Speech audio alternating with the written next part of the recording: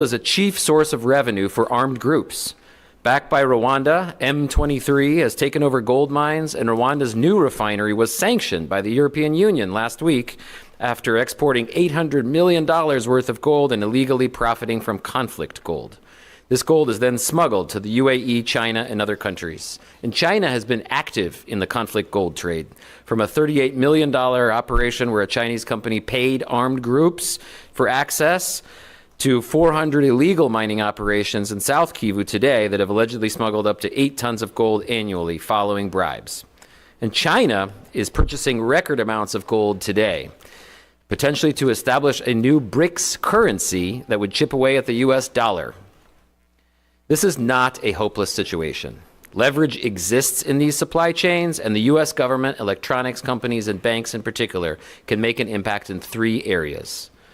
The biggest obstacle to eliminating mining abuses is the system of kleptocracy in the DRC.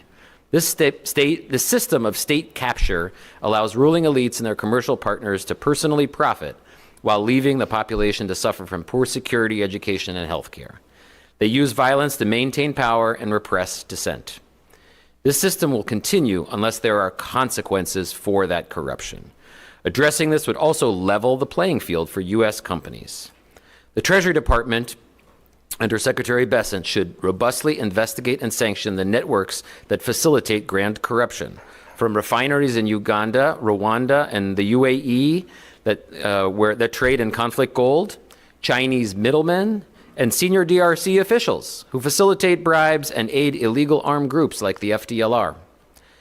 There must also be judicial accountability for abuses, and the administration and Congress should support the establishment of a DRC transitional justice mechanism as advocated by Nobel Peace Prize laureate Dr. Denis Mukwege. Second, the U.S. government has a key role to play in combating the conflict gold trade in particular. Secretary of State Marco Rubio should lead a public-private initiative to combat illicit gold, partnering with the London Bullion Market Association and bullion banks. The initiative should both increase gold trade data transparency to ensure that sanctions bodies aren't behind the curve of criminal actors and empower independent monitoring teams to inspect and certify gold smuggling hubs such as cash for gold markets. Secretary Rubio and Secretary Bessent should also establish an illicit gold task force to robustly investigate and sanction trafficking networks. As part of it, Treasury's Financial Crimes Enforcement Network, or FinCEN, could issue alerts and keep banks updated. Third, China still needs U.S. markets. So Tesla, Apple, and others have important leverage over Chinese suppliers. Sunlight is the best disinfectant to clean up corruption, especially through mining contract transparency.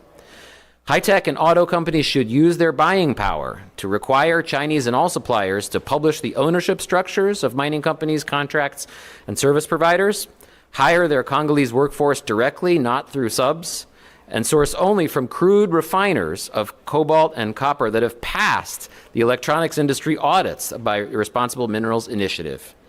Relatedly, the State Department and companies should strongly urge the DRC Mining Ministry to create more artisanal mining zones to give miners the legal space to operate and reduce abuses. Finally, it's important that the administration should nominate an Assistant Secretary of State for African Affairs with urgency to coordinate responses to the DRC in all of these crises.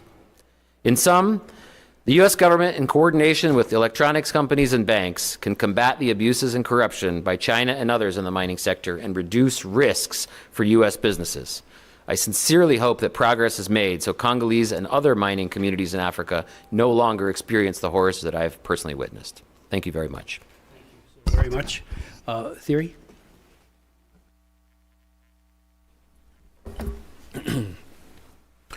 Chairman Smith, Ranking Member Jacobs, and distinguished members of the committee, thank you for the invitation to testify on metals, mining, minerals, and how the CCP fuels conflict and exploitation in Africa. Your leadership and interest in this topic is timely and warranted, as the majority of the conflict zones in Africa are around mineral deposits. So as a due diligence firm that has conducted supply chain investigations in various countries, ranging from Tanzania to Sudan, Ethiopia, DRC, Ghana, Cote d'Ivoire, and so forth, Accountable Africa has been on the front lines of steering investors and traders away from the pitfalls of illicit mining practices and networks, which are ever growing. Without saying any names, I just want to thank those responsible investors and traders that we have worked with over the past 5 years who have shown the courage to do business responsibly. All too often, our due diligence reports have given them the tough counsel of having to turn down lucrative African mineral deals for the sake of maintaining their clean conscience and protecting their reputation, which for them it costs. We're sure it wasn't easy to explain to their shareholders, that they had to forego these steep discounts and wildcat profits. But I just want to let them know that they maintained not only a clean reputation and conscience, but they respected the dignity of the African communities in which they operate. So I'd like to start this testimony also with a personal story. When I got married in the Congo, a pastor, Dede, held our wedding bands, and he kind of weighed them, and was like, "This is real gold, I think." And after he said, "This is real gold," he held the wedding bands up and kind of had a prayer, a sanctification prayer, saying, whatever the trail of the trail of supply for these gold rings may be sanctified to start, a heavenly union. And this kind of surprised me because I'm in the business of conducting supply chain investigations, and here I am in church, and the pastor's bringing it up, and it kind of brought to mind how familiar, all too familiar, the Congolese are with the trail of sin and suffering that can follow behind these minerals, gold, cobalt. So we're talking about an issue that is not far from the common man on the street, whether it's in the Congo or in our iPhones here in Washington. The part that matters the most, I would say, is what is clean gold? We have so many standards floating out there that it gives wiggle room for people to abuse the systems of certification. I think this is at the source of what a lot of the conflict and a lot of the exploitation comes from, because a lot of them are wiggling out of accountability because they're getting certified, and some people are considering it clean and others aren't. So going on to that point of a moral standard needing to be established in the industry, today we can witness that there are too many unaccountable and foreign entities that get to determine what makes minerals clean in Africa. My colleague Sasha mentioned LBMA, which is one of the good bodies trying to do a lot of proactive work. But at some point, these bodies need to come together. UAE has their standard, LBMA has their standard. So stemming the corruption and the conflict fomented by the bad actors that take advantage of this wiggle room will require us standardizing that definition of what is clean. I don't want to be too verbose, but I kind of want to show another anecdote. Today some Western, audit firm can certify something clean, and they had never been on the ground. Or if they go on the ground, it's a show of, 2 or 3 hours, and they go take pictures and go. But I want to say how local fishers in the Congo can have a different perspective than these audit firms. A local fisher can look by looking at the, a local school. Let me start by the local school. A local school can look by local school principal can look by the attendance of the schools. Right? A lot of times when you introduce cash into the gold mines, you'll start to see attendance levels, especially at the primary school, dip. And so the principal could probably tell you if the gold mine is clean or not, because a lot of his students are going to the gold mine because there's cash. The local fishers also can tell you just by the impact of the fish that they're catching, the environmental impact. So this sort of moral standard needs to take into account local mechanisms for judging the cleanliness of the minerals. When governments and communities get serious about enforcing a standard of cleanliness for mining activity, bad actors can't operate, as Sasha mentioned. You turn on the light, light is the biggest disinfectant. I like to say when you turn on the lights, the roaches scatter, you know? This African moral sovereignty that we need to include into accountability standards requires the retreat of foreign, not necessarily the foreign authorities, but at the same time, we need African moral leadership to rise to the occasion. We've seen it with the case of ITSCI, where they tried to establish a standard of certification. This was based in Kigali, but based on reports from Global Witness, this was a compromised certification process. Global Witness issued a report in 2022 that the ITSCI was effectively a laundromat, how a due diligence scheme appears to launder conflict minerals. So this is an example where we have just various authority structures claiming something clean, and then it gives wiggle room, and next thing you know, they're funding conflict. So I want to recommend two more things apart from standardization of the moral of what is clean gold. I want to recommend competition. This is something that doesn't cost the U.S. government any money.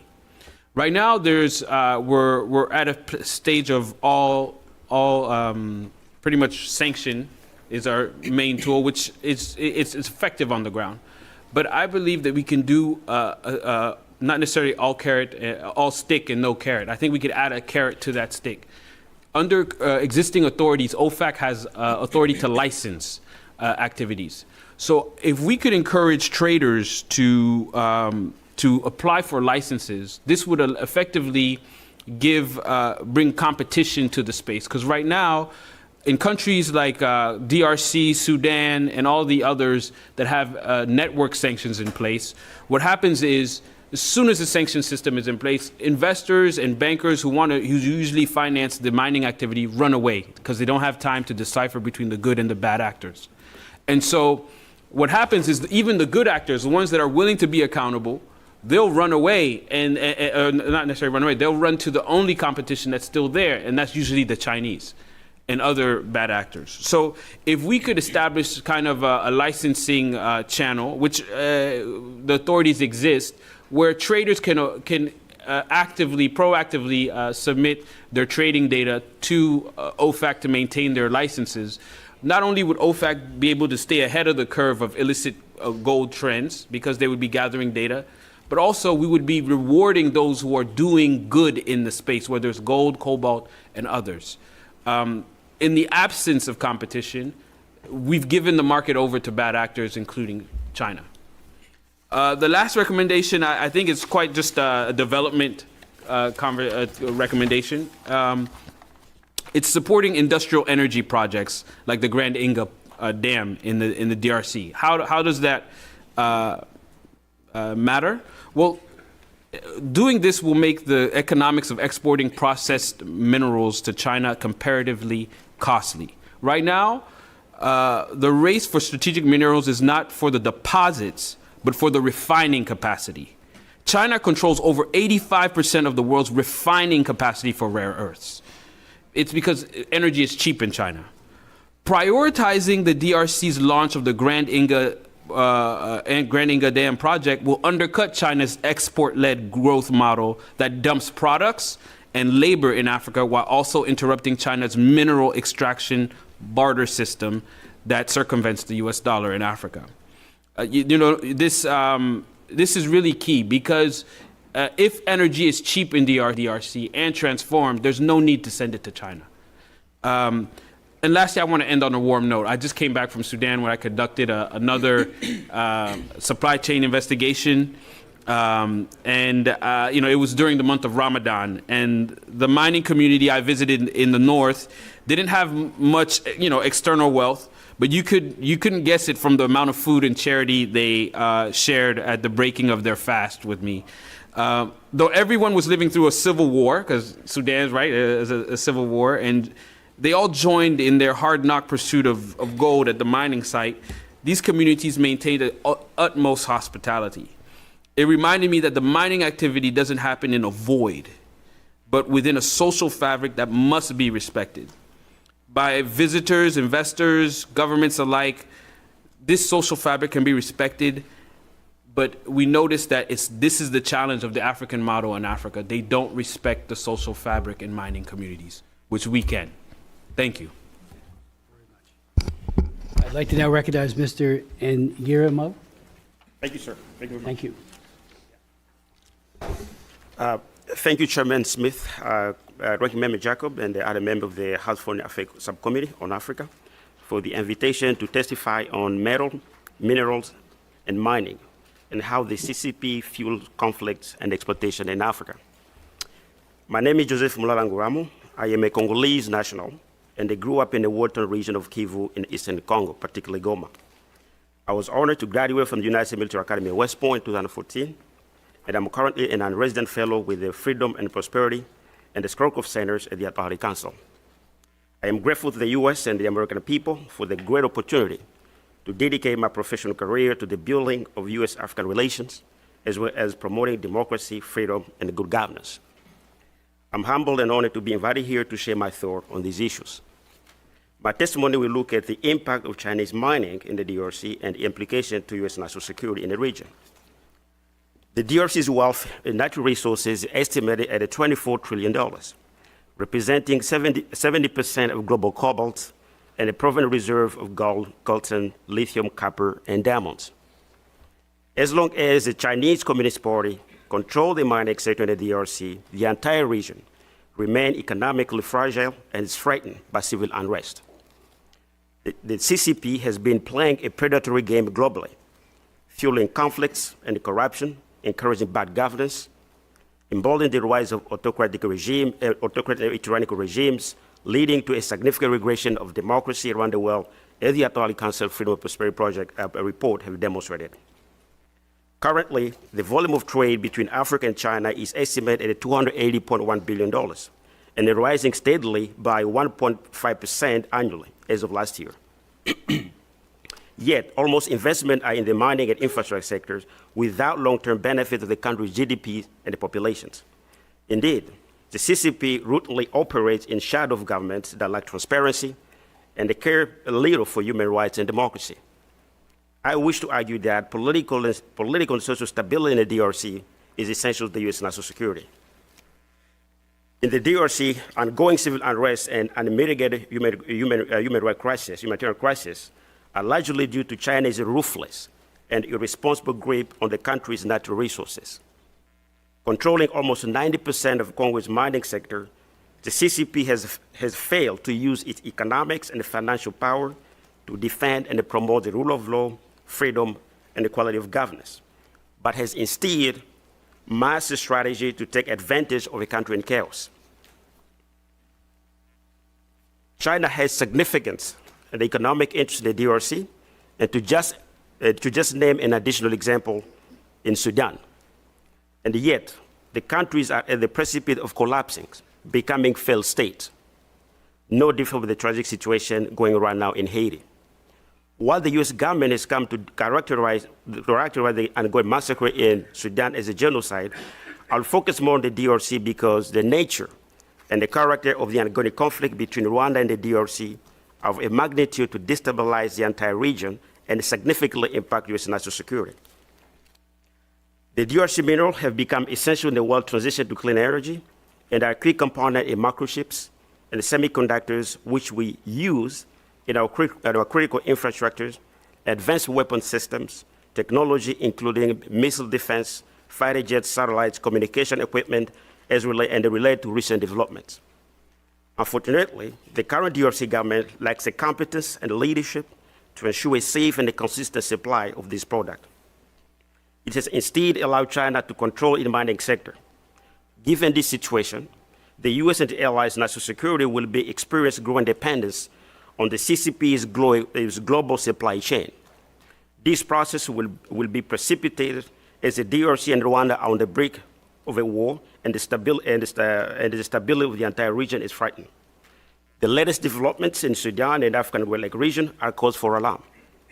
The CCP mercantilist model is aimed at securing monopolies over critical natural resources. To that end, it's aimed to create illegitimate and unstable political systems in places like the DRC and Sudan. planting seed of civil unrest, violence, and wars. Despite the dominance in the DRC mining sector, the CCP has failed to advocate for implementing good governance, defending human rights, fighting corruption, and protecting fair and good elections to ensure sustainable stability and prosperity. For example, China demonstrated no interest at all in the transparent and legitimacy of the DRC presidential elections and the past elections. Not surprisingly, China has remained silent about the DRC government's widely understood abuse of power. A similar trend of violence and the humanitarian catastrophe can be observed in Sudan. Despite investing billions of dollars in oil, China has stood by as Sudan has become a failed state. China even opposed UN Security Council resolution to hold the Sudanese government and the rebel accountable for the genocide, all in the interest of its own gain. In exchange, the Sudanese government backed China's stance on the issues like the Hong Kong national security laws and the Xinjiang conflict. According to Transparency International's 24 report, Corruption Perception Index, about 90% of African countries score below 50, indicating high level of corruption and mediocre governance. Just the Sub-Saharan Africa alone scored an average of 33% out of 100, making it the lowest scoring region globally. U.S. government report on global business climate, religion freedom, human trafficking, and the right support and document these allegations. China remained indifferent as long as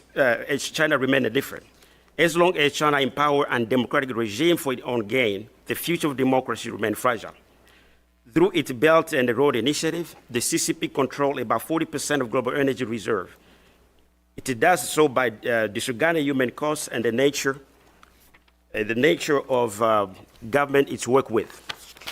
Just in the DRC alone, China has come to control almost 90% of the consuming sector, led by the Chinese company such as, to pronounce, China Molybdenum, Hiace Cobalt, and Norinco. The CCP defense contractor Norinco, as it turned out, also acquired stakes in the DRC, has been looking to acquire stakes in the DRC defense security sector, and has been supplying weapons and the military drone to various participants in the ongoing DRC conflict. China, by failing to control the distribution of military weapons, continued to fuel the conflict. Alternatively stated, combined with a veto power of the UN Security Council, China has failed to use its economic and financial power in Africa to defend and promote the rule of law, freedom, and equality of government, and to help prevent conflicts. Ultimately, political and social chaos in Africa benefit China's economic interests by keeping Western investment collaboration at bay. To conclude, the Chinese model is based on exploiting Africa's natural resources to the detriment of U.S. national security interests. Concurrently, it's prop up corrupt political systems led in place by predatory, kleptocratic elites who enrich themselves at the expense of their own citizens. These systems perpetuate poverty and lead to regional conflicts and wars, and it can be witnessed in Sudan and the DRC.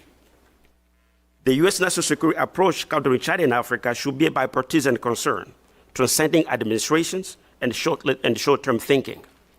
The U.S. needs a comprehensive and a coherent long-term grand strategy, not just focused on Europe, Asia, and Latin America. Africa is the future of the world because of the growing and dynamic young populations and abundant natural resources. I hope that the U.S. government and its allies will do their utmost to avert a regional war in the DRC and to bring stability to the region. There have been years of passivity and inaction regarding Africa, and the U.S. has been too slow to recognize how its own national security interests are tied to peace and stability and economic development of the African continent, especially Central Africa. It is crucial that the U.S. counter China's grip on natural resources within the region in the interest of their own national security, democracy, and human rights in Africa. The United States should take its responsibility as a moral global leader of international rule-based international world order. If the U.S. fails to lead, who else will? Certainly, in the absence of U.S. global leadership and engagement, the vacuum will be filled by autocratic, repressive, tyrannical, and authoritarian regime, as we are seeing in Venezuela, North Korea, Russia, Sudan, and certainly the DRC. Unfortunately, back in the line with the CCP. I appreciate your attention and of this issue, and I'm looking forward to your questions. Thank you. Thank you so very much for your testimony and your insights. I'd like to now recognize from Zimbabwe, Mr. Boer.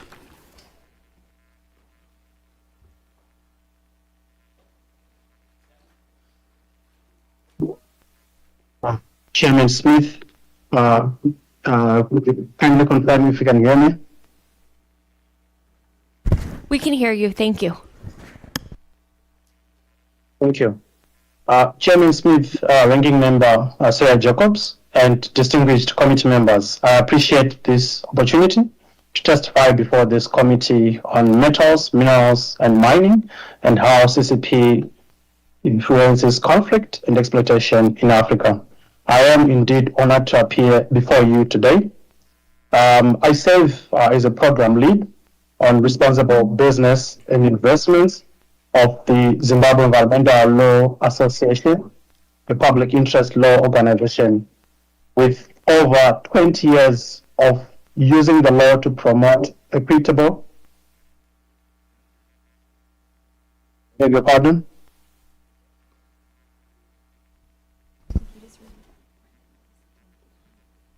You can keep going. Please continue. Thank you. Well, as I was saying, there's a bit of some feedback. Our end, but on yours, can you?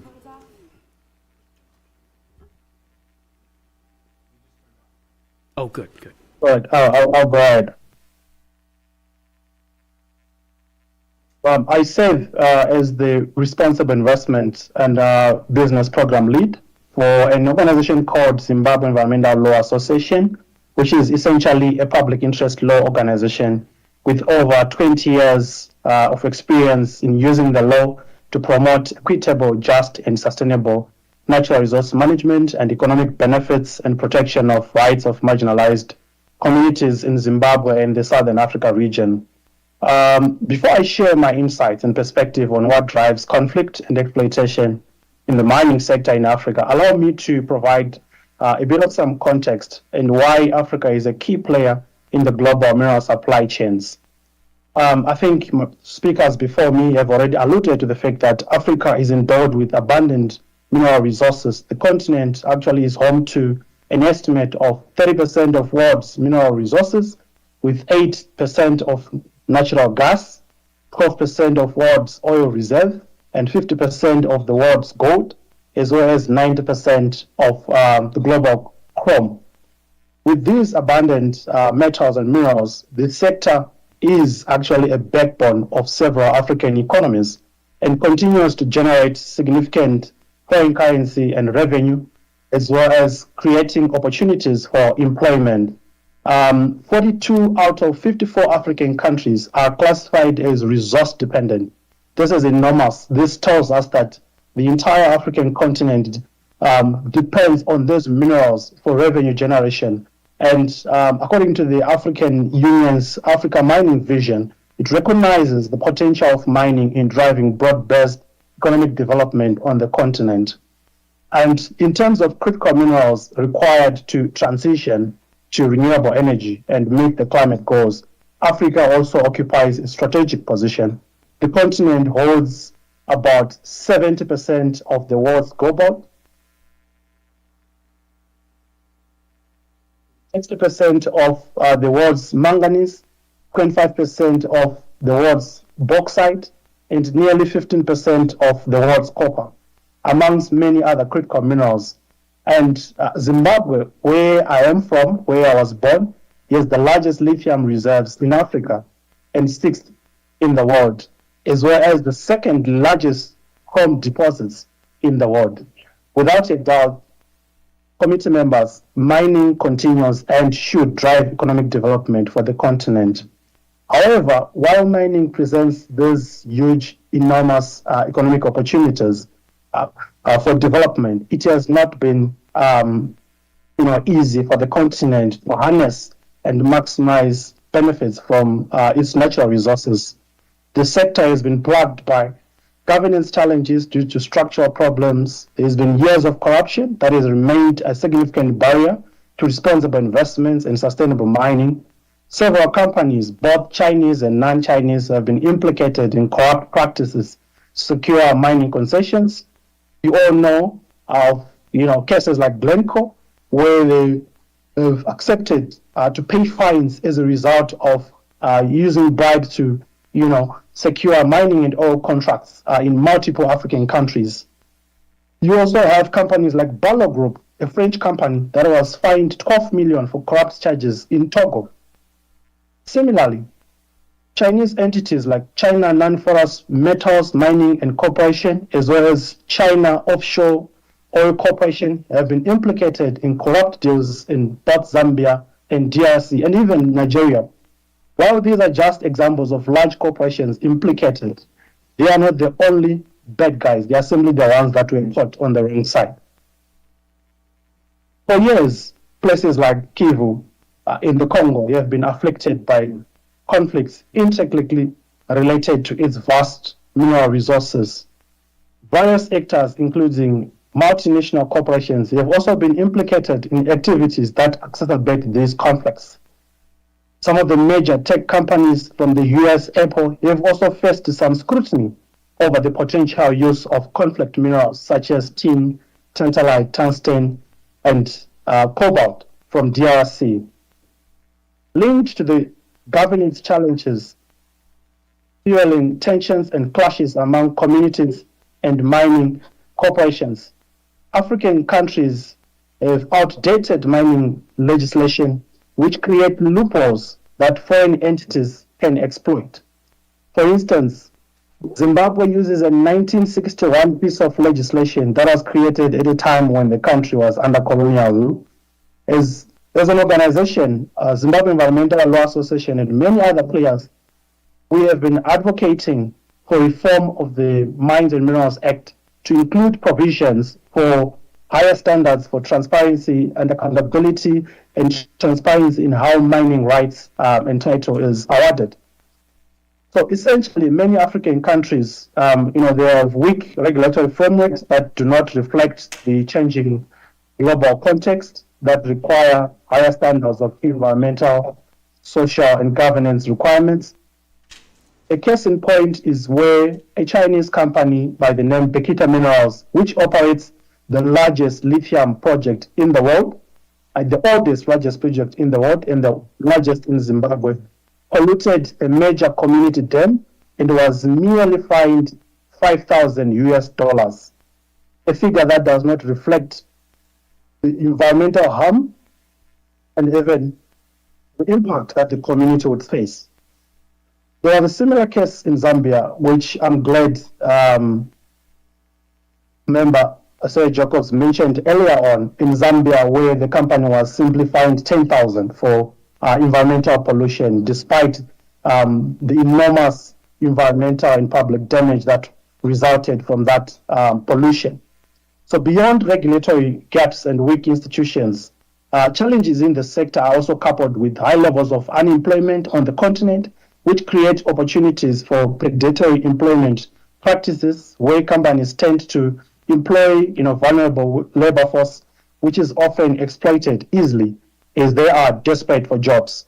In the DRC, Zimbabwe, and Zambia, and many other countries, both Chinese and Western companies have been accused of underpaying workers and failing to provide adequate safety equipment, providing a workplace, safe and health equipment. We know of several workers whose employment contracts have been terminated for seeking to enforce their constitutionally guaranteed labor rights. Another important factor aiding the exploitation of Africa's minerals is the continent's desperation for investment to finance development. This has resulted in several resource-backed loan agreements being signed, where African governments have been exchanging mining rights or mineral resources for infrastructure development. In theory, if the borrowing process is carried out transparently and effectively, and if the loans have favorable terms and the infrastructure projects are well selected and executed, the transactions would be expected to generate positive returns for the borrowing countries. However, this is not the case.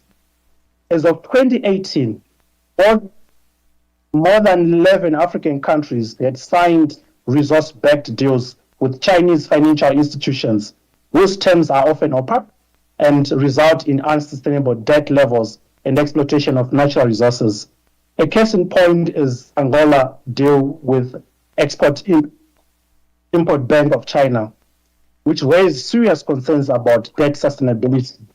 For China, it is evident that it is strategically using its financial muscle through resource-backed loans to exploit natural resources and court African governments into sweet deals which are difficult to turn down.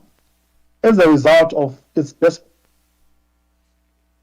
which are difficult to turn down, as most African governments require finance for development. In some instances, the opaqueness of these deals have resulted in some governments actually questioning how their predecessors would have entered into, those contracts. And as the scramble for critical minerals intensifies and geopolitical tensions, it is evident that resource-rich countries are more prone to conflict and social instability that are linked to their mineral resources. One of our recent studies in Zimbabwe, Mozambique, and DRC has reviewed several instances of forced displacement linked to extraction of critical minerals and even social unrest and violation of human rights. For instance, in Zimbabwe, Chinese lithium mining projects in areas such as Buhera, Kamativi, Bikita, Gwanda have contributed to social tensions due to lack of real and tangible community benefits as well as unfair labor practices. As if that is not enough, there is now increased competition over water between communities and companies, given that the process of processing hard rock lithium is water intensive. And I must mention, hard rock lithium found in Zimbabwe is concentrated in water-strained regions, which makes it very, very difficult for companies to extract water, but also increases competition for communities to use water that they need for everyday life. A study by the Business and Human Rights Resource Center on the impact of China's global investments in investments on human rights between 2013 and 2020, it shows that Africa had the second highest number of human rights abuses that are recorded against Chinese companies. And in the face of all these violations, communities impacted, they struggle to access remedies and seek redress because of captured judiciaries. Furthermore, several Chinese projects are linked to cases of forced displacement. For instance, a BYD-sponsored project by Shenzhen Lithium Project in the eastern part of Zimbabwe has been hailed as a good example for responsible mining project. Yet several communities from this area were not adequately compensated and they were displaced. In places like Cabo Delgado as well in Mozambique, there have been serious tensions as a result of projects that Total Energy has been exploiting. So evidently, it's not only the Chinese that are contributing and fueling conflict and exploitation of Africa's mineral resources. There are several other companies that are not Chinese that are also, implicit. And coming to my conclusion, I want to make 4 recommendations on what the U.S. government can do. One of the key things we think is important is to rethink the engagement strategy with Africa, particularly to secure critical minerals for shared prosperity. African governments are now banning export of unprocessed minerals in line with the recently launched Africa Green Mineral Strategy, which was just launched in Ethiopia and Addis Ababa last week. And the idea is to compel beneficiation and value addition of projects on the continent. This provides an opportunity for the U.S. to strategically provide the requisite skills and knowledge by setting up refinery plans in partnership with African actors. Secondly, while the U.S. government is currently engaging with DRC for a deal for critical minerals for security, it should expand its engagement. We know of the Lobito corridor, deal with Angola, DRC, and Zambia. Of course, Zimbabwe has been excluded out of this.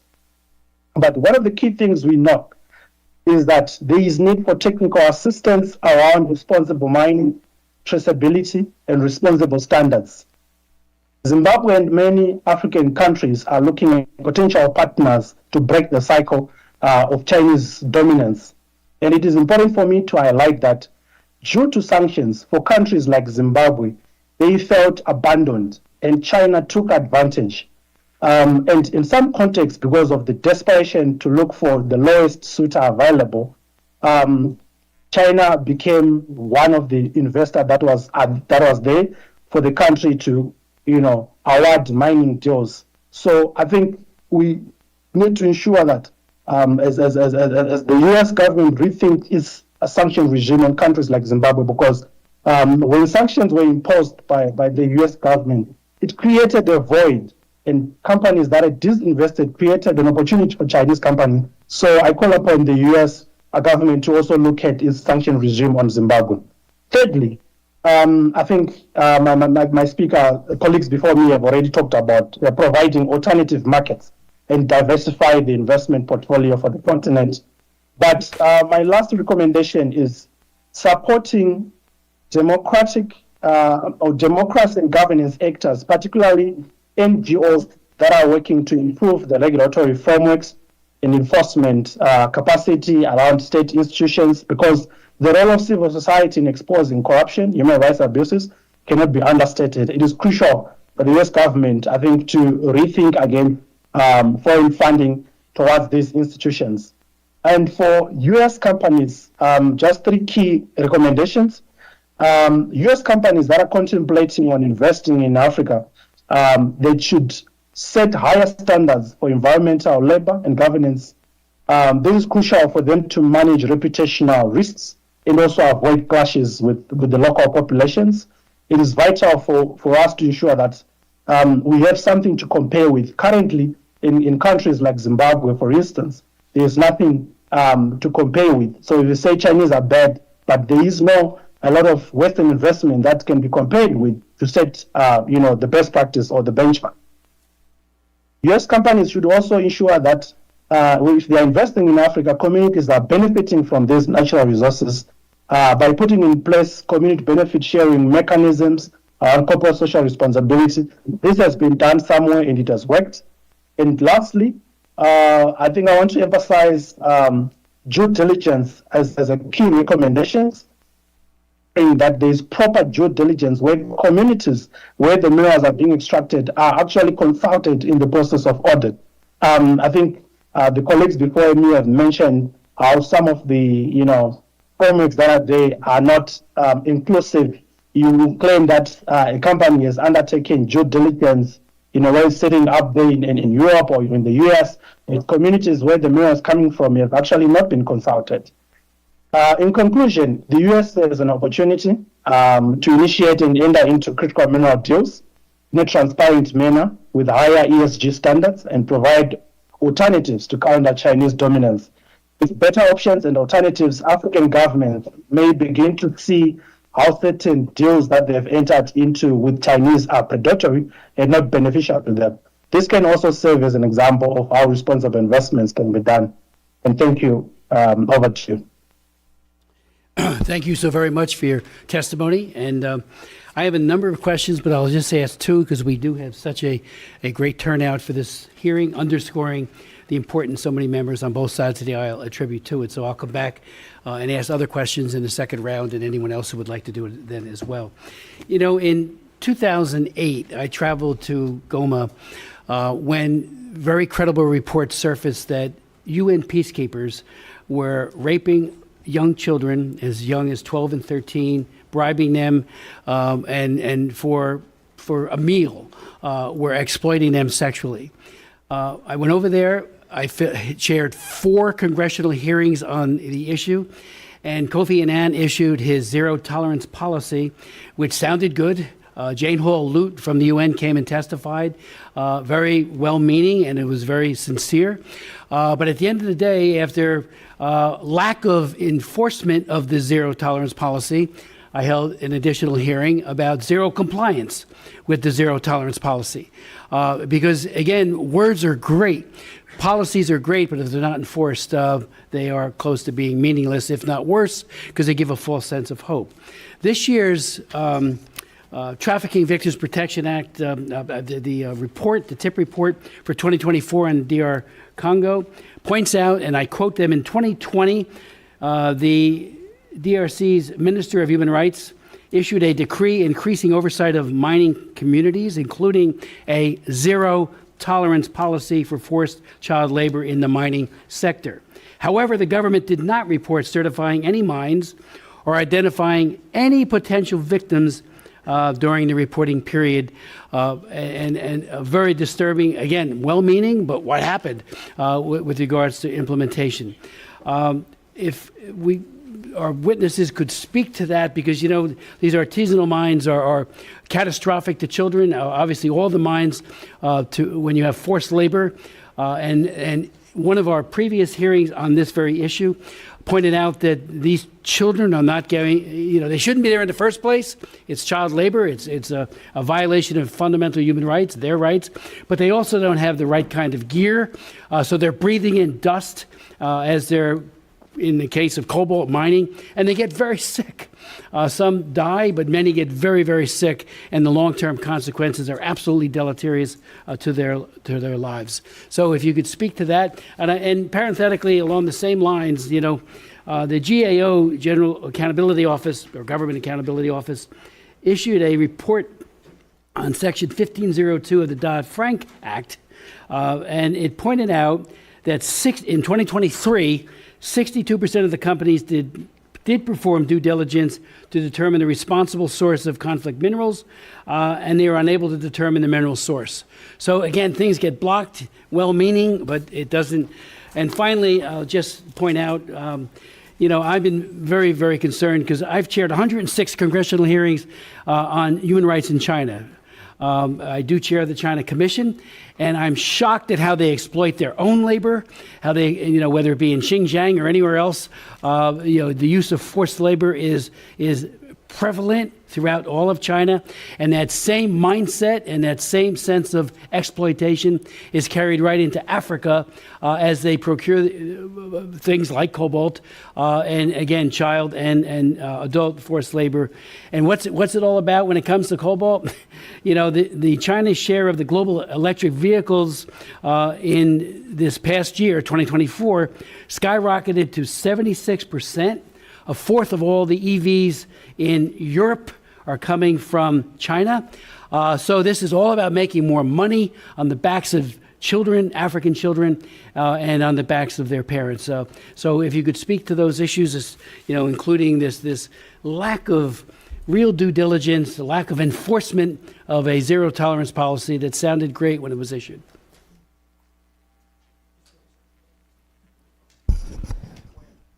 Thank you so much, Chairman Smith. I think it's you just characterize it correctly. We need to be, I think, very demanding in terms of accountability, zero tolerance policy. From my modest experience living here in the U.S., I know we mean well. We try to help. But we really have to be very direct, particularly in places like the DRC, because in this country, there are actually the officials who are supposed to enforce the laws and the policy in their country. So if they don't do that, we can do that. So I like to think that, we have to put a lot of pressure on the officials in these countries to make sure they're actually enforcing their own policy and their own laws, and to punish actually people who are doing bad stuff. Thanks. I just wanted to encourage, I thank you for the tips question, because I'm gonna share an industry kind of trick that I've been using that has helped us. So we've been monitoring, like I said, the school attendance levels. That data is very valuable because we know that if we start to see the school attendance levels to drop, we need to start looking for where these kids are going. I think the future tips report should find a way to include these data points of attendance levels in mining areas.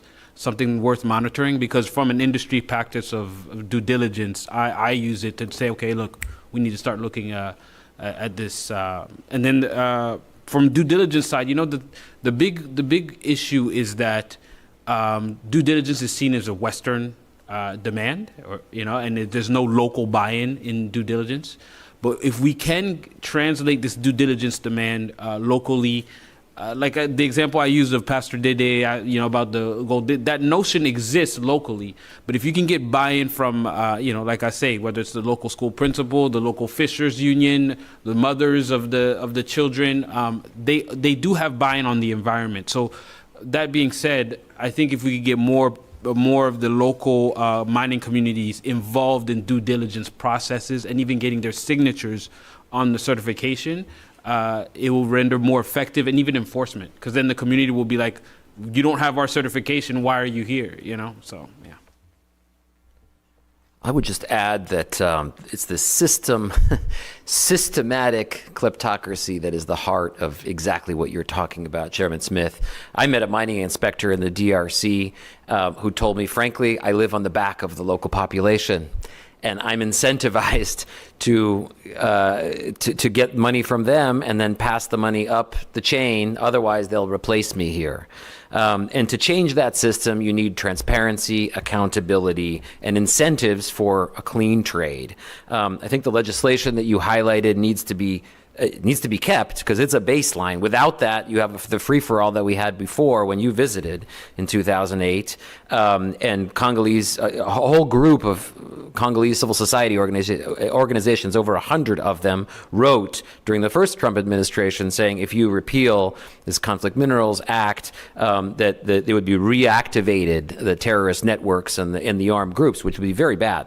But it needs to be supplemented by other measures to incentivize responsible investment, like Thierry mentioned, which is very important. There is such a thing as the Burma Responsible Investment Reporting Requirements, and we can follow on that. We can have awards for responsible investment from the State Department and others.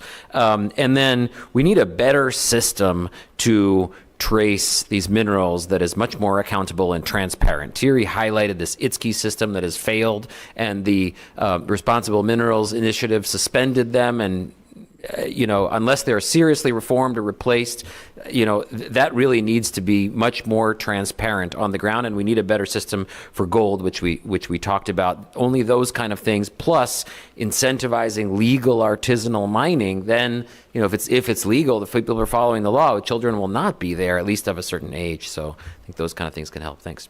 Thank you. Mr. Boer? Thank you so much for the question. I think for me, there's a cocktail of tools that can be utilized to address the problem.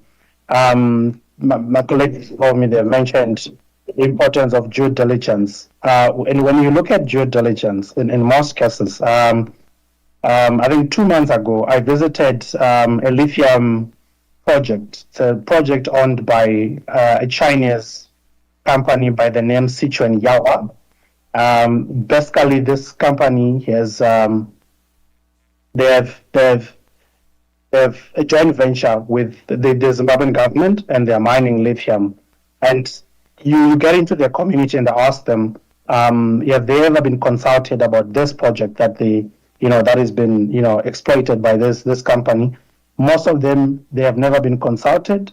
But there is an environmental impact assessment report that was, approved by EMA, which is the regulator. And you start asking, so how you do have a legislation that requires environmental management agencies to, sort of like approve only if there's consultation that are inclusive, and communities have not been consulted. So you see that institutions, they might not actually be implementing the law that exists. You have institutions that are not necessarily doing their duty, and the law exists. Then you further probe. You're asking these guys, so where are you sending your lithium to? Who are you buying? They start telling you, we are selling to companies like BMW, to LG, to Tesla. And some of them were even saying Tesla was, in Zimbabwe doing due diligence. I live the company, I go to the community. Have you ever heard of a company by the name Tesla here? So one of the key things that I need to insist, when tech companies are doing due diligence, they shouldn't just rely on the data that they get from the mining companies themselves.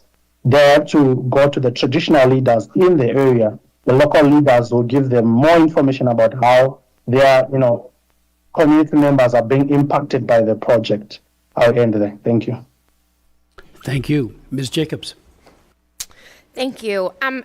As we've discussed already, there is a long history of exploitation in the mining sector on the African continent. Exploitation has emanated from not just Chinese companies, but from other foreign companies too.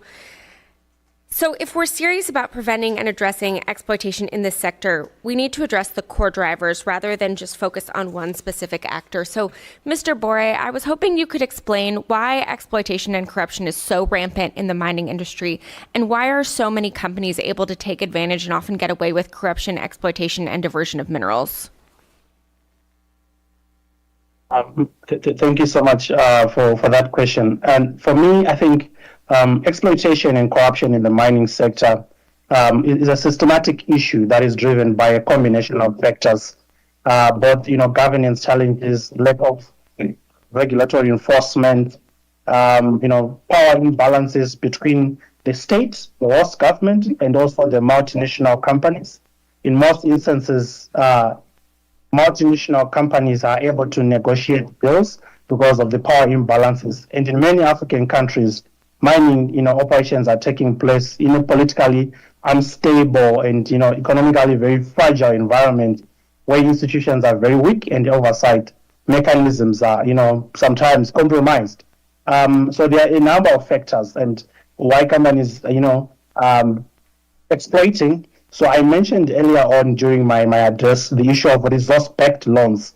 I think it's one of the key things that we have noticed, because almost all the loan agreements that are extended to African governments by Chinese financial institutions, they are not known in the public. No one can scrutinize them, and minerals are collateralized for future mineral with future mineral production, but no one really knows, and even the estimate of the value of the minerals that are being collateralized, for purposes of infrastructure development. So that's one of the key factors. I think if African countries could have access to credit and not use, resource-backed loans as a strategy to get access to finance for development, we could, I think, break the cycle. The other thing is regulatory capture. I think this point has been overemphasized. I'll end there. Thank you. Thank you. Mr. Lezhnev, anything to add? Thanks for the great question. I would say two reasons, lack of transparency and lack of real accountability.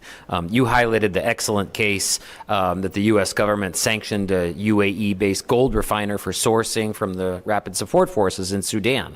That's just the tip of the iceberg. That was one company. There's a whole supply chain there of RSF companies and UAE-based companies that are, trading tens of tons of gold per year and fueling that conflict. We need to go much deeper and much more robustly into those networks to hold them accountable. I think number two is there needs to be transparency to level the playing field for all companies. So the Extractive Industries Transparency Initiative is a great example of that. Chinese, Russian, whatever company is extracting minerals in that country has to play by those rules. Now, there needs to be better enforcement of the EITI standards. So, for example, they now require contract transparency. Only 26% of the countries implementing this contract transparency are actually fully disclosing all the contracts. DRC is a great example of that. So there needs to be more follow-up and on that transparency. But once you level the playing field, then you can really start to eliminate some of that exploitation. So I think we highlighted some of the ways, and on that transparency front, the gold trade data right now is 2 years old. If you're trying to get access to this, and so the sanctions bodies are just playing catch up with people, with these smugglers, very few of whom have been sanctioned. We need a much better system. The industry is developing this thing called the Gold Bar Integrity Initiative, which the U.S. government needs to work together on them. We should not be behind this curve. We should be working with industry to help lead these initiatives. Thank you. And since you brought up the role of the UAE gold trade in Sudan, I just want to highlight that in 2022, over $30 billion in gold was smuggled from the African continent to the UAE. And this illicit trade has fueled conflicts in the DRC, South Sudan, and Sudan, where UAE-based companies have purchased gold from the RSF, as we mentioned, who is committing genocide. You talked a little bit about how the U.S. can take more actions against UAE-based companies. Could you elaborate on how the U.S. should hold these companies accountable? And beyond in Sudan, where it's become very clear the role that the UAE is playing, what other concerns are associated with Emirati mining companies' involvement in the mining sector? Sure. Yeah. Great question. Thank you for highlighting that and for your leadership on this issue. We really need a better system to independently monitor global gold trading centers, the UAE, Hong Kong, Switzerland, Brazil. There are certain choke points where illegal gold, whether it's from Venezuela, Sudan, where there's genocide happening, Congo, et cetera, are going, right? And so the Kimberley process for conflict diamonds actually provides a useful window into how to do this. So they have independent monitoring teams that can go and inspect and certify these global gold trading centers, especially these cash for gold markets. If you're trying to buy, if you're trying to sell gold in the UAE or some of these other places, including Hong Kong, you can just get cash for a slight discount, and nobody's really following up.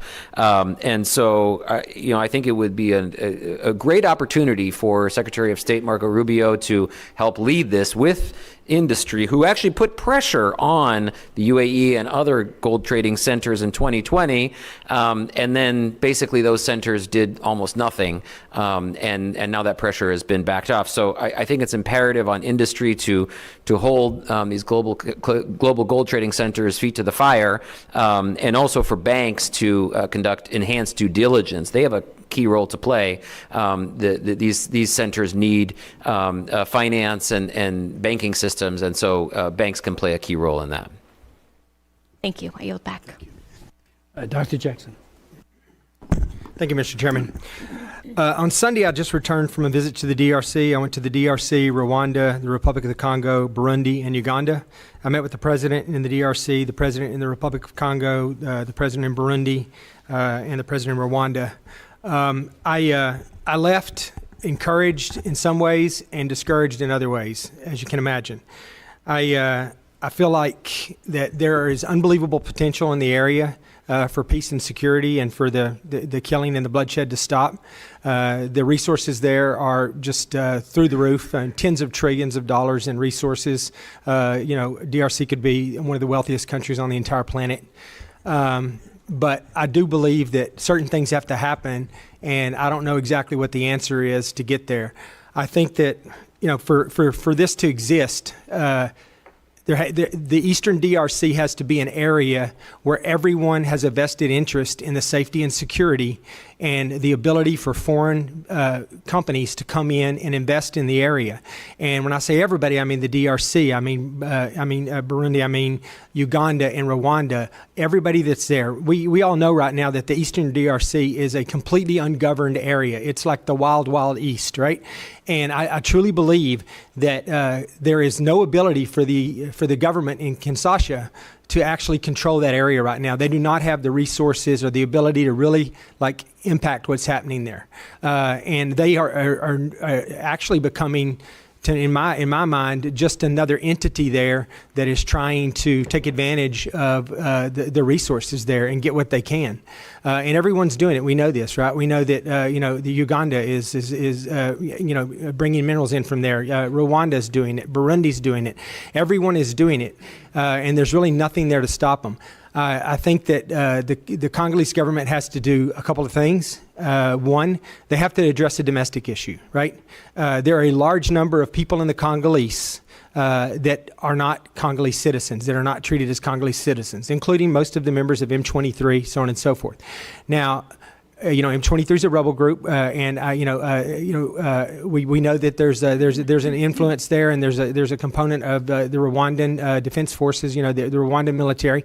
But honestly, M23, with or without Rwanda right now, is pretty much uncontested in the area. They're just doing anything they want right now, and the Congolese military is not even fighting back right now. As a matter of fact, they're just running away ahead of the M23, or in some cases, they're laying down their weapons and they're joining M23, right?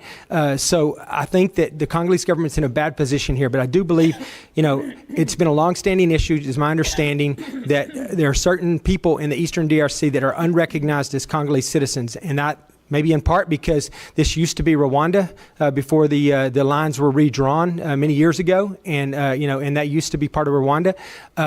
But I would submit to you that there's a large part of Uganda that also used to be Rwanda as well.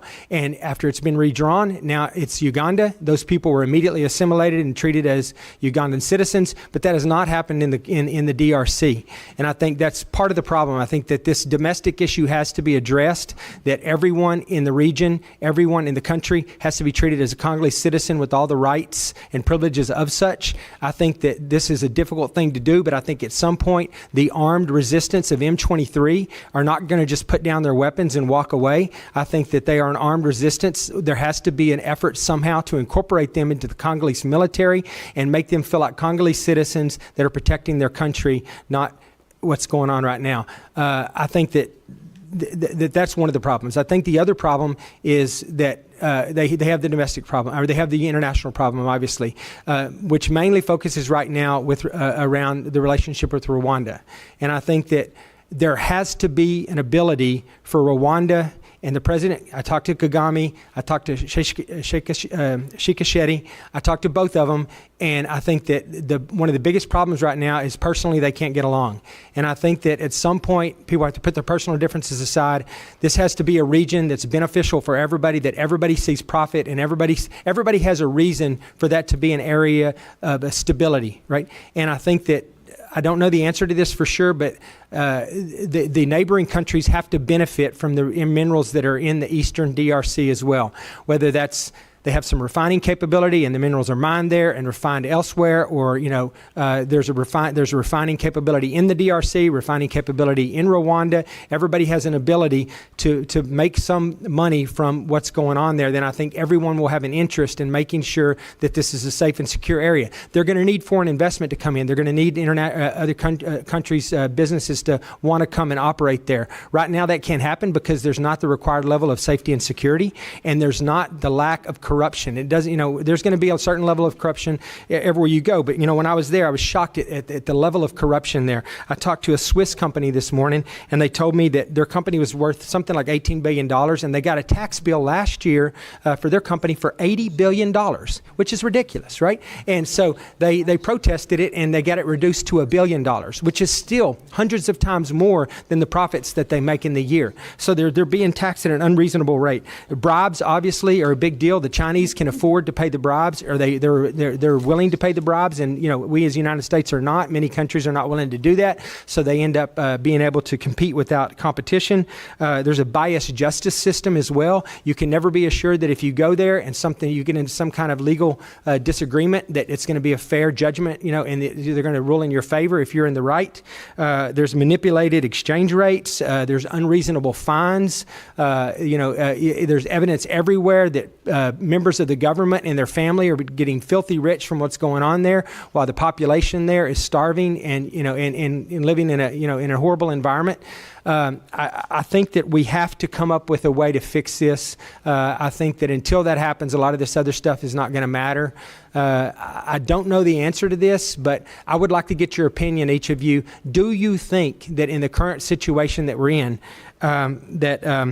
and obviously there's other issues too, I just want to mention too, just for the record, but there are some, it's not all financial. Now I think a large part of it's being driven by the financial benefit from the minerals there, but I do think that there are other issues at hand too. I do think that Rwanda has a legitimate concern regarding FDLR and the terrorist threat on their border as well. They have a tourism industry that they have to protect that's up in the northwestern part of their country that's really right on the border with population centers there. If mortars and rockets start landing there, there's no more tourism there. I saw, maps, and this because you're from there, from the area, you've been there, some of you, and it's, the city of Goma it's on the border, and it's one continuous city that goes into DRC, and there's no differentiation. So there has to be some level of security in that regard as well. So we need to figure out how we get these governments together and we come up with a reasonable way that everyone can profit financially from partnerships there, so that they all want to see a level of safety and security there, and that everyone feels secure, because everyone is fighting some type of rebel group as well, whether it's ADF and the Islamic group that's up, that Uganda's engaged with, or whether it's, FDLR fighting to, overcome, or, M23 fighting to overcome FDLR, so on and so forth. But my question is, do you guys, one at a time, I'd like you to answer me, do you think that the current existing government in the DRC has the ability to do what I'm describing? Mr. Ngarma, you want to start? Thank you, sir. And if not, what do you think the answer is in brief terms? First of all, thank you so much for your attention to this ongoing crisis in the Congo and the region. And I appreciate very much to bring the attention about this crisis been going for quite decades right now. And I feel very fortunate, particularly in the United States, but all this time I'm always thinking about my fellow citizens, in particular in Goma. Here's the thing. When I look at this problem, I think to find a solution is possible. And let me use a story. When I was at West Point, like 10 years ago, I was actually running a cadet, and I hope they're listening to me. We went along very well, very, very well. Actually, we're actually good friends. So in other words, peace is possible in that region. I just hope that the leaders, particularly the DRC, they understand that it's possible. And I really agree with everything you just raised here, sir. There's a lot of problems on the DRC side, but at the same time, the DRC side as well has to understand the problems of the Rwandan concerns, which is true, absolutely true. If you look at the UN reports that have been coming out in the past 4 years, with absolute evidences, there were collaboration between the senior authority officers with the FDLR. I'm not making that up. It's right in the UN report. Why did the DRC government tolerate that? Now see the consequences. On the other hand, about, for example, the resources along those lines, I think there is a lot of existing mechanisms, economic, political. We just need to enforce them so that they can bring regional stability, for example, which I think was quite frankly one of the best things ever if the regional country actually focus on it with the Addis Ababa Agreement. And keep in mind that the Addis Ababa Agreement came right after the M23 again. Simply what's or the regional country, and particularly the DRC government, had to focus on implementing those policy recommendations that were in that agreement, including fighting the corruptions, implementing good governance, and the security sector reform. But what we've seen over the past, let's say, 10 years, I think, since the Addis Ababa Agreement was signed, really we saw little progress. Now, people can argue the President Felix Tshisekedi has arrived, has not had much time, but come on, 7 years I think is enough to show what to do or the limits of what they can do. But I like to think that particularly, so come back to your question, I like to be optimistic, but I'm not seeing any positive sign from the Kinshasa, particularly to try to address some of the root causes of how this conflict has come so bad to the point of, bringing the region again back to the mess we saw back in the 90s. And particularly because, and again, I point out the UN reports, which are very, very, actually, I always like it when all sides contest the report. It means it's credible, it's correct, because there's no point on one side, yeah. For example, when the Goma collapse, if anybody was reading quite carefully, objectively what was happening behind the scene, it was predictable. It was really predictable. For many reasons. I know there was no military strategy. It was just some kind of maybe a looting system from the DRC elites in Kinshasa, instead of trying to do what is correct. But anyway, sir, I'm optimistic. I'm very optimistic. I hope that President Kagame, Tshisekedi, all the efforts. I saw the meeting in the Doha, I think. I hope they're ready somewhere. But most importantly, I would like to really emphasize on Washington, sir. Washington, most of these guys are looking at the Washington leadership. They're looking up to Washington, particularly the Trump administration, what they're going to do. We have the G20 summit coming up in November. I really hope the Trump administration will be engaged.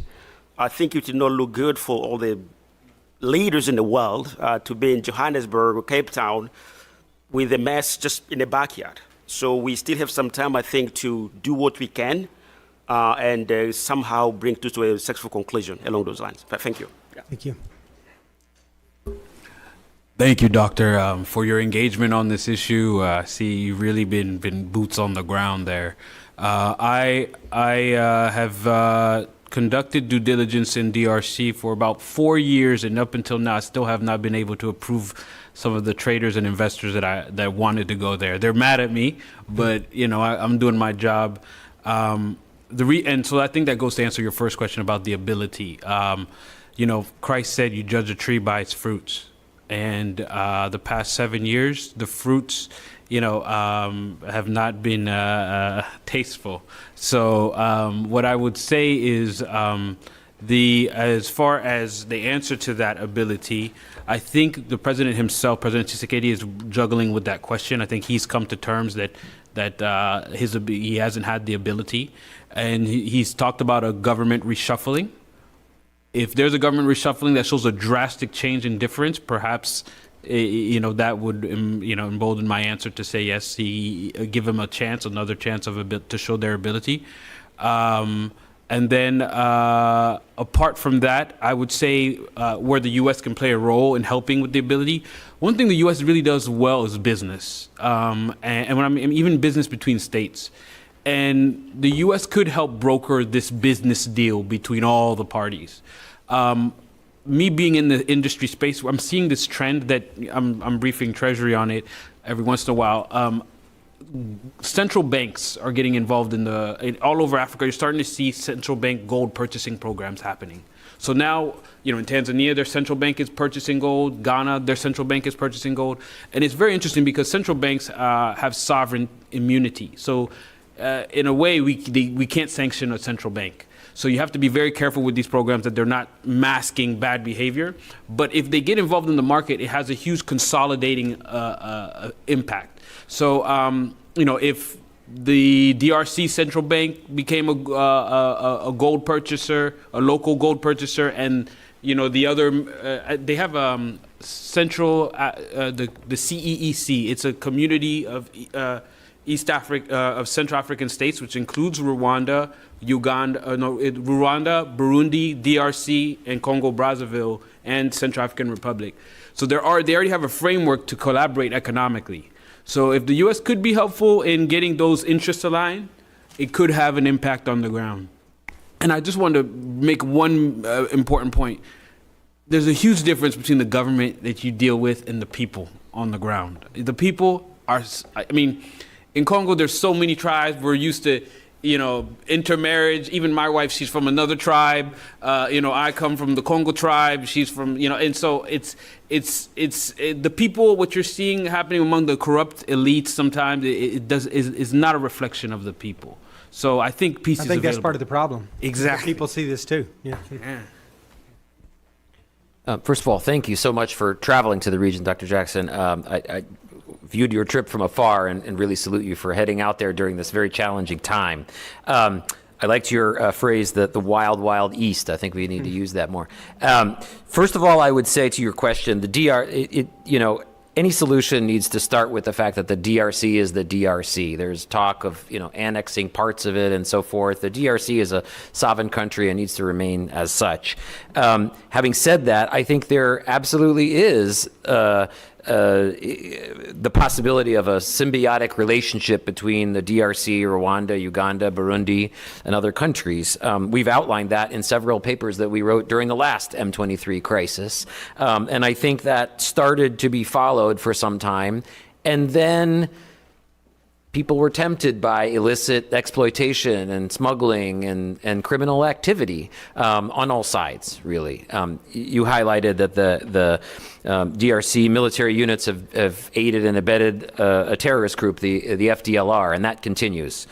So any relationship that can be symbiotic has to be based on transparency and accountability. Those who have been aiding and abetting the M23, those who have been aiding and abetting the FDLR, they need to be held accountable. They're looking to the United States. Are they going to do that or not? The European Union has actually taken some advanced action compared to what we have done.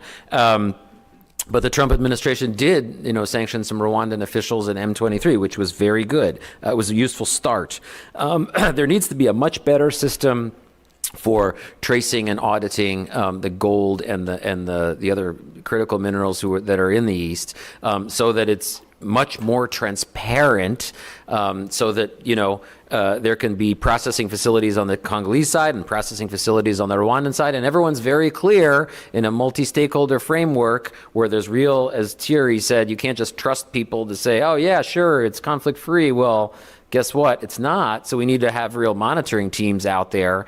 And the ICGLR, I think, is a good mechanism to try to do that, but we need more support to that system such that it can be, actually workable.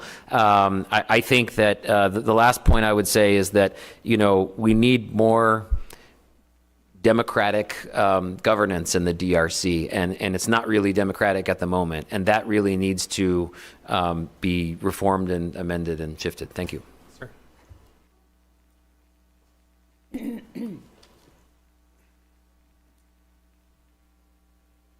Thank you so much, Dr. Justin, for the question. I'm probably not the most qualified to speak about this conflict in DRC. I think my colleagues who been in the area and live there, I think, are better placed to. But I think speaking from my understanding of some of the drivers of the conflict, I think there are two processes that have happened at the regional level. One, the process that, the Luanda process led by the Angolan president. They tried to, bring the two, DRC and Rwanda, to the table, as well as the Nairobi, process. And I think these two processes, in a way, should have at least, de-escalated the conflict.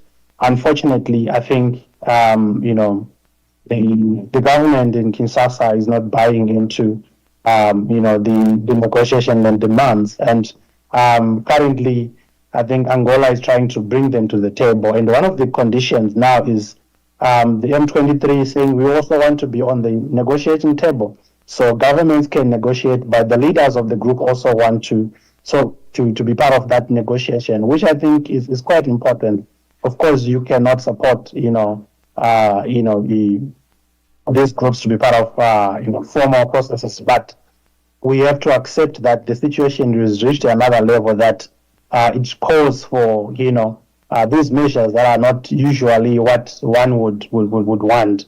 So the DRC government should accept that at least we need to have, leaders of these groups to also come and understand what really their interests are. Then the other thing is around strengthening, the institutions, state institutions. Really, I think DRC is a vast country; it's quite big, and arguments that we have also heard that it's quite difficult to manage, such a big country with enormous resources and so many people with interest. But the U.S. also, I think, can play a role through this critical mineral or security partnership deal, and come up with some sort of preconditions. Since DRC is already, seeking to partner with the U.S., that can also be, one of the preconditions to stabilize the region. Thank you. Thank you. And I'll just close by saying I think there's incredible opportunity here. I think that the new administration, President Trump's administration, sees they want this the bloodshed and the violence in the eastern DRC to stop, but they also see the U.S. National security interest in the area, and that's DRC in particular, but all of the continent of Africa. And I think that if we can't get this fixed, if we can't develop this safety and security and the stability in the area, the people that win every time are the corrupt governments that are making money from it, and the Chinese who thrive in this type of environment, and on occasion the Russians. Thank you. Thank you very much. Mr. Olszewski. Thank you very much, Chairman Smith, Ranking Member Jacobs, and to all of our witnesses. I want to just say clearly we have an abundance of resources here, but also no shortage of concerns, and so worthy of our time and attention. So I thank you again for calling us together. I also just want to reinforce the point that Ranking Member Jacobs made earlier about, if we're serious about exploitation, just making sure that we're taking the holistic view of things here. certainly concerned about the impact of what the CCP is doing, but also thinking about those issues of transparency, economic opportunity that so many of you raised today. And so I want to just thank you for that. It's probably no surprise to members of this subcommittee that I'm especially appalled and interested in the stories of children who are victims of the sector that is fueled by violence, corruption, and cruelty. We know that there are as many as 40,000 child laborers in the cobalt mines now. Just this year, between January and February, more than 400 children in the eastern DRC were recruited by armed actors, with some as young as 14, being as young as 14 years old. We know that these children earn as little as $2 a day and face deadly landslides, hazardous conditions, and diseases, but continue to abandon school and work due to poverty and hunger. We know that, Mr. Dongola, I appreciated you mentioning the ways in which gold mining investments often reduce in less students in school. I appreciated also your comments about monitoring attendance levels in mining areas as we address these concerns. It's a real concern. The Human Capital Index for the DRC is at 0.37. That means that a Congolese child born today will achieve only about 37% of their full potential, compared to what would be if they had that full quality education, healthcare. It's one of the lowest scores in the world. Staggering 97% of 10-year-olds in the DRC cannot read and understand a simple text. And so in this committee and elsewhere, I will just continue to bang the drum about the importance of education among those other supports. Certainly, any successful strategy to address China's exploitation and support for Africa's use of its critical mineral sector must include these supports for families, children, and local communities. And so I will note in 2019, there were a number of large companies that do benefit from this cobalt mining, such as BMW and Samsung, that launched the Cobalt for Development program with the stated goal of supporting safer and more ethical practices. These initiatives included better access for education for Congolese children, which can help provide opportunity and reduce the prevalence of child labor in mines. I guess my question then, for Mr. Dongola and Mr. Board, just in the interest of time, can you talk a little bit more about what initiatives have been most effective in supporting educational outcomes and providing those alternative options for income for child miners across Africa? And then if you could answer the question, especially in the context of without the presence of USAID and the ways in which those programs have been just gutted in recent months, so that we can scale the programs that can work to counter CCP dominance in the region and ensuring those critical extractions support local communities rather than exploiting them. Thank you, Congressman. It's very refreshing to see someone so engaged on, it's a business question, but it's also a community question. So from the private sector side, some of the initiatives that we've done, usually there has to be when a mining company or a processing plant is established either in Zambia, DRC, Ghana, I think in Cote d'Ivoire, they all have this same framework where the village leader, there needs to be an agreement with the village. And this agreement has most of the families that are impacted by the education, their children not going to school, are going to be signatories to this agreement. The village that signs off on this community agreement for mining should have provisions on education. Say, hey, are your children still attending school? How many children do you have? Lean on that community agreement that the mining company has, and all the big companies have them, from Barrick down to the smallest, even the Chinese, when they have to get some sort of community agreement where they're mining. It's just that community agreement is just some random document that everyone kind of makes up, and it doesn't have real teeth. But if you start to require that agreement, monitors education. Hey, are your children, that we as a community sign off that we're committing our children to staying in school in the midst of these mining operations? Something that at least gets their attention on the issue, and then from there, I think initiatives can build on. That's what we've been doing, and I hope others can do more.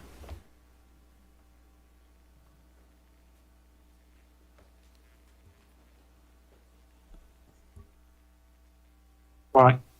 So I think for me, better access to education is one of the most effective ways to reduce child labor and exploitation in the mining sector, and particularly in the DRC, where we have these staggering statistics of, children as young as, 10 and then 14 not being able to read and write. And child labor, I think, in the mining sector is often driven by poverty and lack of economic opportunities and even, social protection systems.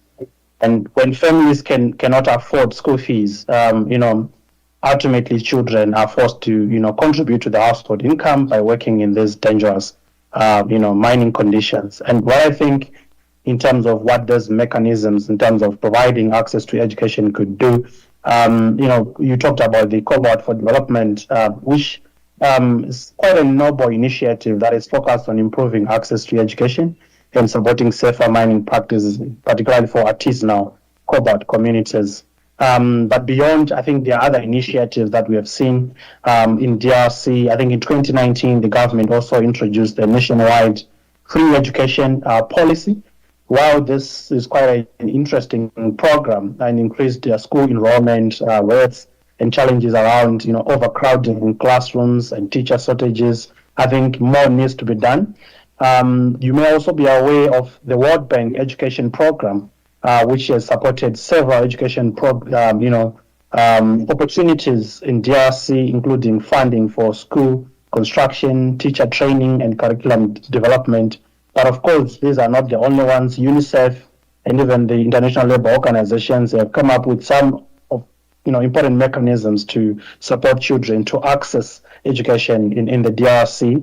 But one last one, I think the US could also contribute is around conditional cash transfer programs that provide financial incentives to families for keeping their children in school. And this has been really successful in countries like Ghana, where this has actually been implemented. And I think it's something that can also be borrowed for the DRC context. Thank you. Great. Thank you all. Thank you, Mr. Chairman. Thank you. Ms. Radwigan. Talofalava. Thank you, Mr. Chairman.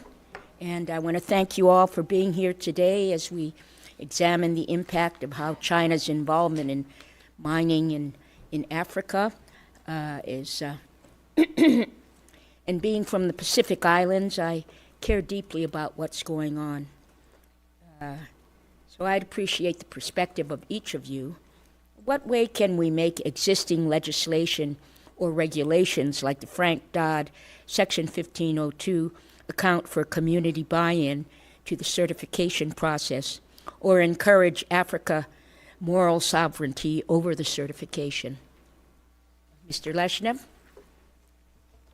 Sure. Thank you so much for the question. Very, very good one. When this legislation was originally drafted, and I happened to be around at that time as well, there were provisions that were added onto it, or that were part of it, that were there to support certification and support for artisanal mining communities in the DRC and in the region.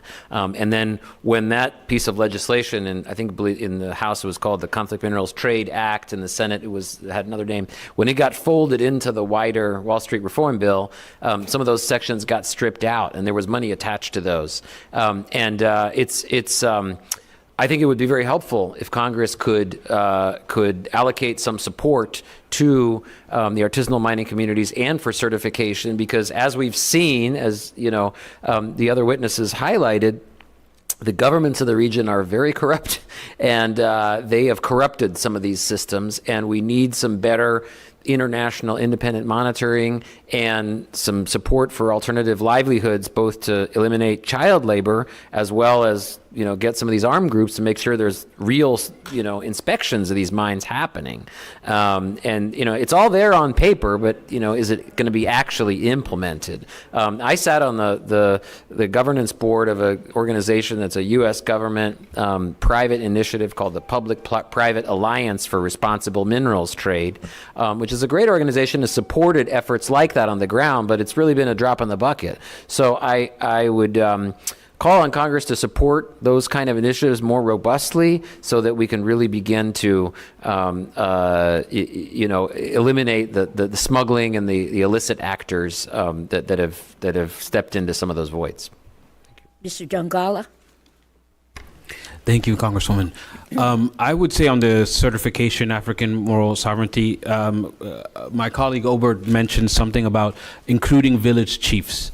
The role of the village chief in the Congo, and in many of the countries, is kind of a ceremonial role that is, and in DRC law, it is recognized. There's a whole traditional court system that's recognized. Getting simply them to sign off on the community agreement is already required according to law, but if they can be involved in certifying, because now they're putting their moral obligation, their moral authority on the line. And usually in these communities, their moral authority is really all that they have. They kind of, sometimes they trade in that, which is very bad, but it's starting to have them sign off that, this is not hurting your community is a step of accountability that could be taken. Mr. Ngaramo? Thank you, ma'am. And thank you so much for your interest in this question. Let me just put things in perspective a little bit. When Dodd-Frank Act came out, I was still pretty much in high school in Goma, just to see how this has been going on. And maybe without a lot of progress on it. But here's the thing. I think my colleague have already mentioned a lot about this, and particularly Sasha and Ndongala, who have been working on this for a long, long time. But I'll just insisted on making sure that we actually enforce our policy in the laws. I think it's really, really come back to that. If people don't see consequences of bad act or bad behavior, they can really change. So which come back to transparency, accountability. I like it as well to, I think to relate to what Congressman just mentioned, education. Here's the thing, most of these kids who work in these mines, I think they want just a good opportunity.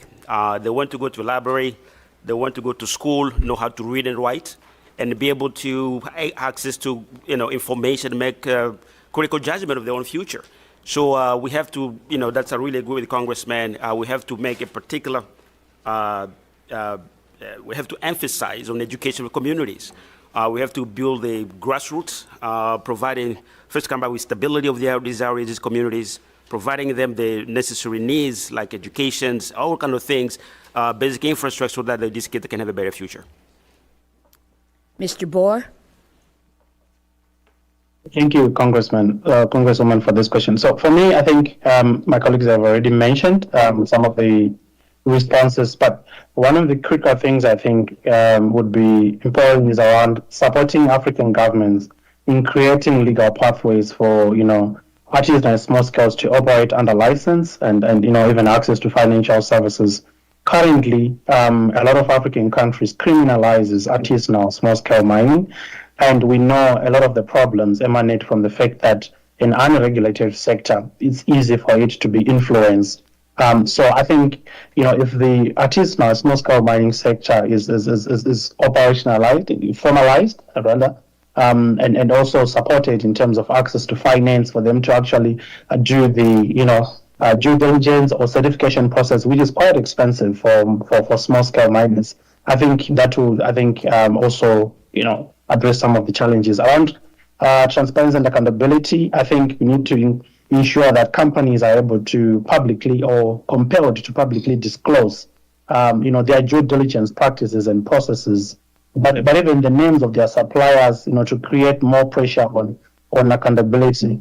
And lastly, while the DOD Act, I think, quite, a very important piece of legislation, I think the focus obviously has been on the 3 TGs. It could also be expanded to other, lithium, so that we are able to catch them all. So the limitation on the minerals, the 3 TGs, it needs to be expanded, the scope of the DOT Act. I think that would also assist in particularly looking at emerging mineral value chains like lithium, for instance. Thank you. Thank you, Mr. Chairman. I yield back the balance of my time.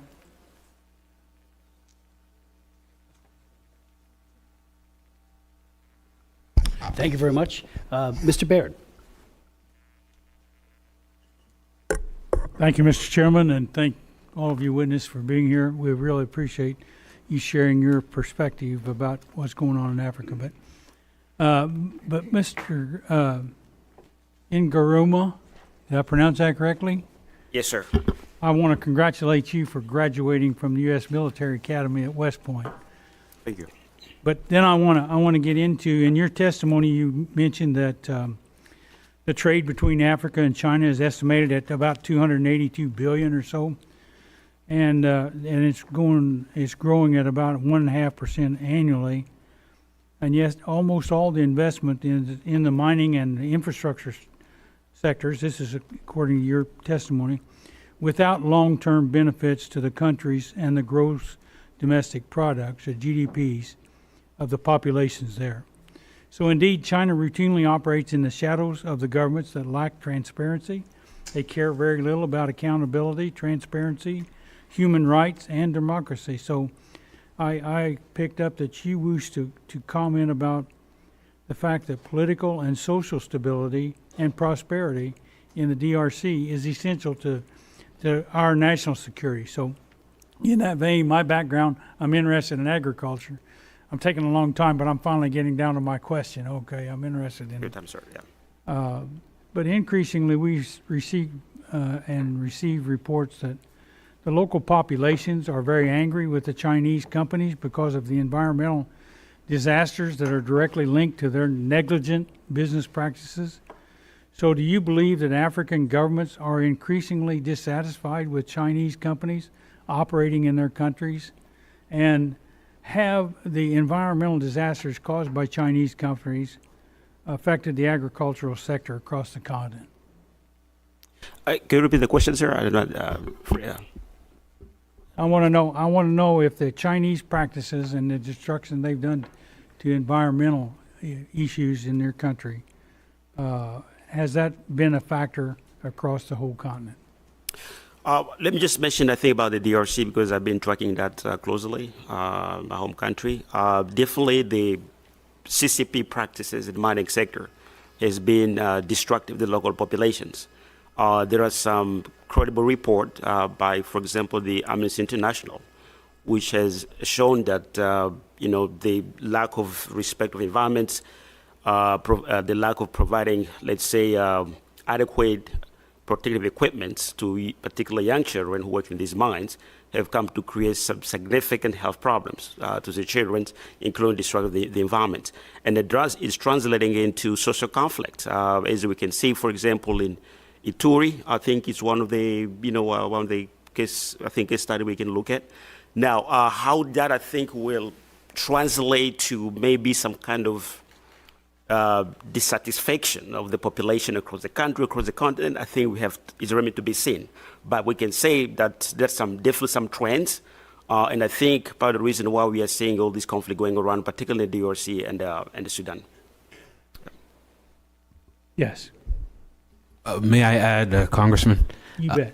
On the agricultural connection to, we were doing some investigations in Ghana, and there's a whole new term they call galamsey, which is this, wildcat kind of mining of gold, and they pollute waterways all over the area. And the thing is that a lot of the conflicts in Africa is between the cattle herders and the farmland owners, and for the longest time, the farmland owners have been complaining about the cattle herders who come on their land and it causes, tribal conflict. But now they're complaining about the illegal miners, and this is in China. So it's actually becoming a farming issue as far as the pollution. And a second point on that is that it's not a one-off issue, but we've seen it probably in 3 or 4 different countries. Chinese firms are going into conservation areas, which they're supposed to be protected, but it gives them also the anonymity, and because no one is there, they can do it kind of without anyone looking. And so these conservation areas, which are usually you're allowed to farm around conservation areas. So a lot of farmers, and these are smallholder farmers, they have a couple of acres, they use it for subsistence farming, feeding their families. They are the first ones to witness and also to feel the impact of illegal mining, sponsored by the Chinese. So I just wanted to put that on the record too. I really appreciate that comment, because when you think about agriculture, and Africa has a lot of fertile land that could be used for agricultural production, But when you contaminate that soil, you're going to contaminate the food. And so, excellent point. Any of the other two have any comments in that regard? That's a great question, Congressman. The prices of some of these minerals are skyrocketing. We all know gold hit $3,000 an ounce for the first time a couple days ago. And what does that do on the ground in countries like this? It just, is a flurry of activity. And when there's no rule of law, it's the wild, wild east, as Mr. Jackson said. So, I think the key is really the governance and the rule of law and reducing this corruption and kleptocracy. I've been to many mining communities in Congo where the alternative livelihood is farming, but nobody wants to do it because everyone can make a quick buck. And there's so many exploitative actors, from armed groups to corrupt officials, who are just going after these mines. So you need a much better framework. As Mr. Borre said, I fully support the formalization of the artisanal mining sector. Give them property rights, give them legal areas to work, and then the same thing for the farms. Make sure that is formalized and that there's not bribes being paid everywhere. Back earlier to Ms. Radewagen's question, we need some support for those alternative livelihoods, and that's really in the farming communities. So if we can help reduce the corruption and support the formalization, then I think that can go a long way to establishing better governance in this sector. Mr. Boer, you have any comments? Yes, Congressman. Yeah, thank you so much for the question. I think, Chinese mining operations on the continent have had a significant negative impact on agriculture, particularly through displacement, environmental degradation, water pollution, soil contamination.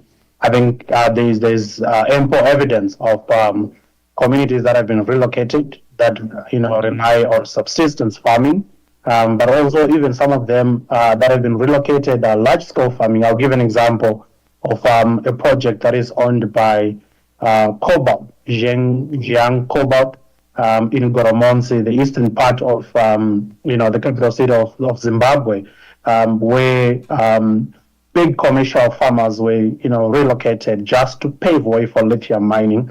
And of course, the communities also are complaining around the conflict on water resources for mining because of the intensive amount of water required to process lithium, and also for farming.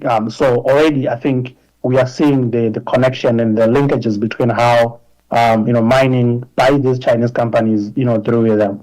Illegal practices or irresponsible practices are fueling even food insecurity. I can also give another example of a BYD-supported project where I think about 30 community households were relocated from their village, and they were moved to a peri-urban area, and they were given just around 450 square meters of land. And these communities used to live on agriculture. So I think there's broad evidence to show that agriculture is being impacted. And also, there are cases also from Sierra Leone where mining by Shandong has also, affected agricultural production. So food security, you talk of, subsistence living, even livestock. As an organization, as Zella, I think my colleague also mentioned about, moving into protected areas where Chinese companies are also now starting to explore mining, particularly in national parks. You might have, read in the news where we, filed an application, essentially an interdict before the court in Harare to, challenge the Minister of Mines who had granted a special grant. A special grant is essentially a special mining list, which allowed this, Chinese company to mine coal in Hwange, which is the biggest national park in the country. So we are seeing that, companies are also starting to, move away from where, naturally people live to go into protected areas where there is, less population.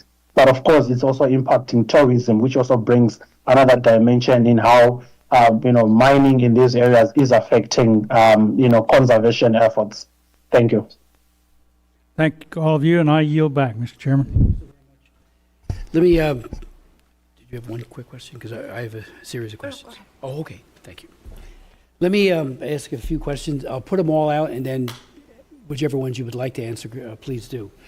You know, building on Mr. Baird's comment about the local population's anger based on environmental degradation, how do you rate the environmental record of PRC mining companies in Africa compared to that of U.S. and Western companies? Have African governments sought to hold Chinese companies responsible financially or criminally for environmental damage that their business practices have created? We know for a fact that in China itself, not only do they not follow ILO standards on labor rights, they have egregious problems in China itself with environmental degradation. Why wouldn't they just then export that to their operations in another continent, which is, of course, Africa? And then what evidence, if there is any, do you see linking PRC mining activities to the funding of armed groups or militias in specific African conflict areas? Theory, if you could speak to, based on what you've seen, the Chinese barter system that circumvents the U.S. dollar system in Africa, can you expound upon that? Also in Ghana, Tanzania, Uganda, Ethiopia, Sudan, and Zimbabwe, central banks have launched their own gold purchasing programs, which can often mask illicit behavior because they benefit from sovereign immunity. What measures should regulators and sanction enforcers take to ensure that our sanctions and other sanctions, like by the EU, remain effective? Let me also ask, if I could, what are the major goals and changes under the recently negotiated DRC, PRC, Cyclemines infrastructure for mining rights agreement? What has the DRC government done with the reported $7 billion it received from this agreement? And to what extent have corruption and diversion of resources characterized this deal since it was signed? And where would you place the responsibility? Let me also thank you again, Sasha, for the recommendation for the illicit gold task force. I'm wondering if you're getting any traction. We'll raise it, obviously, with Secretary of Treasury and as well as State. I think it's an excellent idea. You might want to speak a little further on that. Then finally, I've introduced legislation, H.R. 2310, the Cobalt Supply Chain Act, just introduced it, and at its core is Section 4, a rebuttable presumption that covered goods and goods that are made wholly or in part with forced labor or child labor cannot come here, although if the company can prove it, that it's free of that taint in their supply chain, then it would be allowed to come in. I've patterned that after legislation I worked on along with other members of Congress. There were 4 of us who did it on the Uyghur Forced Labor Act. And a rebuttal presumption is I think a novel way of saying, okay, you can export your goods, but they better be free of child labor, and they better be free of forced labor of adults. There's also an enforcement strategy, Section 5, and then also a Section 6 that says clearly that no federal procurement of vehicles, federal vehicles can occur if, again, there's child labor or forced labor of adults coming out of Xinjiang, especially because we know that's where the cobalt is being processed. So your thoughts on that legislation? Because I think, platitudes are great. Again, I mentioned before about the zero tolerance initiative done by the human rights folks in DR Congo. Welcome it, but if you don't get enforcement, and I've done oversight hearings on the Uyghur Forced Labor Act, and while it's not perfect, because we had a de minimis provision in there, anything that's $800 or less is not subject to inspection, and it has been exploited with impunity, and we're looking to rectify that. So we're learning from our mistakes with that legislation, but hopefully this will be, a clarion call that we really don't want these kids being exploited anymore. When you look at how sick they get, many of them die. And then the fact that so much of this, as you all have testified, fuels M23 and so many other groups that are killing, maiming, and raping in Africa. we need zero tolerance that has an enforcement capability. So if you want to speak to any of those issues that I've raised, deeply appreciate it.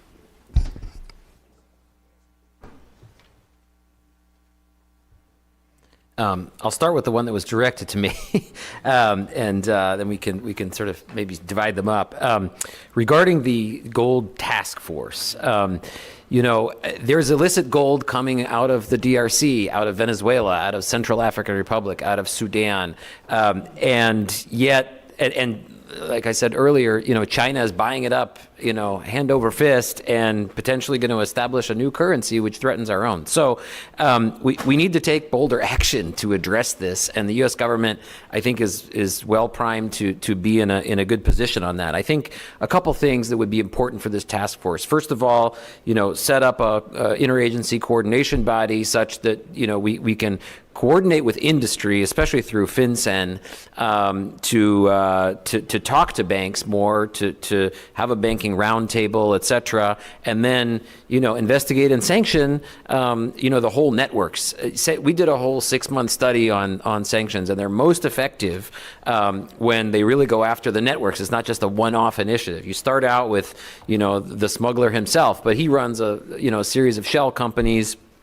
Then there's a refiner, then there are officials that work with them. Once you go after that and involve multilateral sanctions, European Union, even the UN if possible, that can have a very important impact. And then the private sector needs to play a really important role, in coordinating here. So, banks need to enhance their due diligence on monitoring of gold suppliers, and the industry also should coordinate this new gold bar integrity initiative with governments, so that there can be some cross sharing of information. I really think that having a central task force in the U.S. government that can address these various aspects could be very important. I'll over to you guys for that. Thank you, Mr. Chairman. I will go ahead and answer the Chinese barter system. What's interesting, so there were a lot of deals that we saw, like you can see with the Kabila deal for infrastructure for minerals, where they got copper and they were supposed to do minerals. When the government when the government of Tshisekedi came into office and they audited that deal, it was a barter deal. Okay, we'll build your infrastructure, you give us the copper, but there were no enforcements, no accountability measures. And what happens is they can mine unaccountably, and the government of DRC can do whatever with the infrastructure funds that were supposed to be put at disposal and work. So this barter system happens through either state-to-state deals, banks, local banks that are being established in the region are facilitating a lot of non-dollar transactions, which evades the U.S. dollar system and sanctions. Then, since we're on the topic of sanctions, how can we ensure that sanctions remain effective? I think it goes along with his, with Sasha's recommendation of an illicit gold task force. I would add the OFAC licenses, which is already existing process. What that will do is it will gather data that can be actionable, live data. Because what's happening is to apply for a license for OFAC, they would have to regularly share data of their gold trading activity. And this data will inform the OFAC, the illicit gold trade task force, of trends. And that's right now, the enforcers of sanctions are flying blind, really. They're trying to keep up with what everyone's doing, who the trader's doing, what's the new refinery, what's the new name and all that. But I think that'll be helpful with making sure that sanctions remain effective.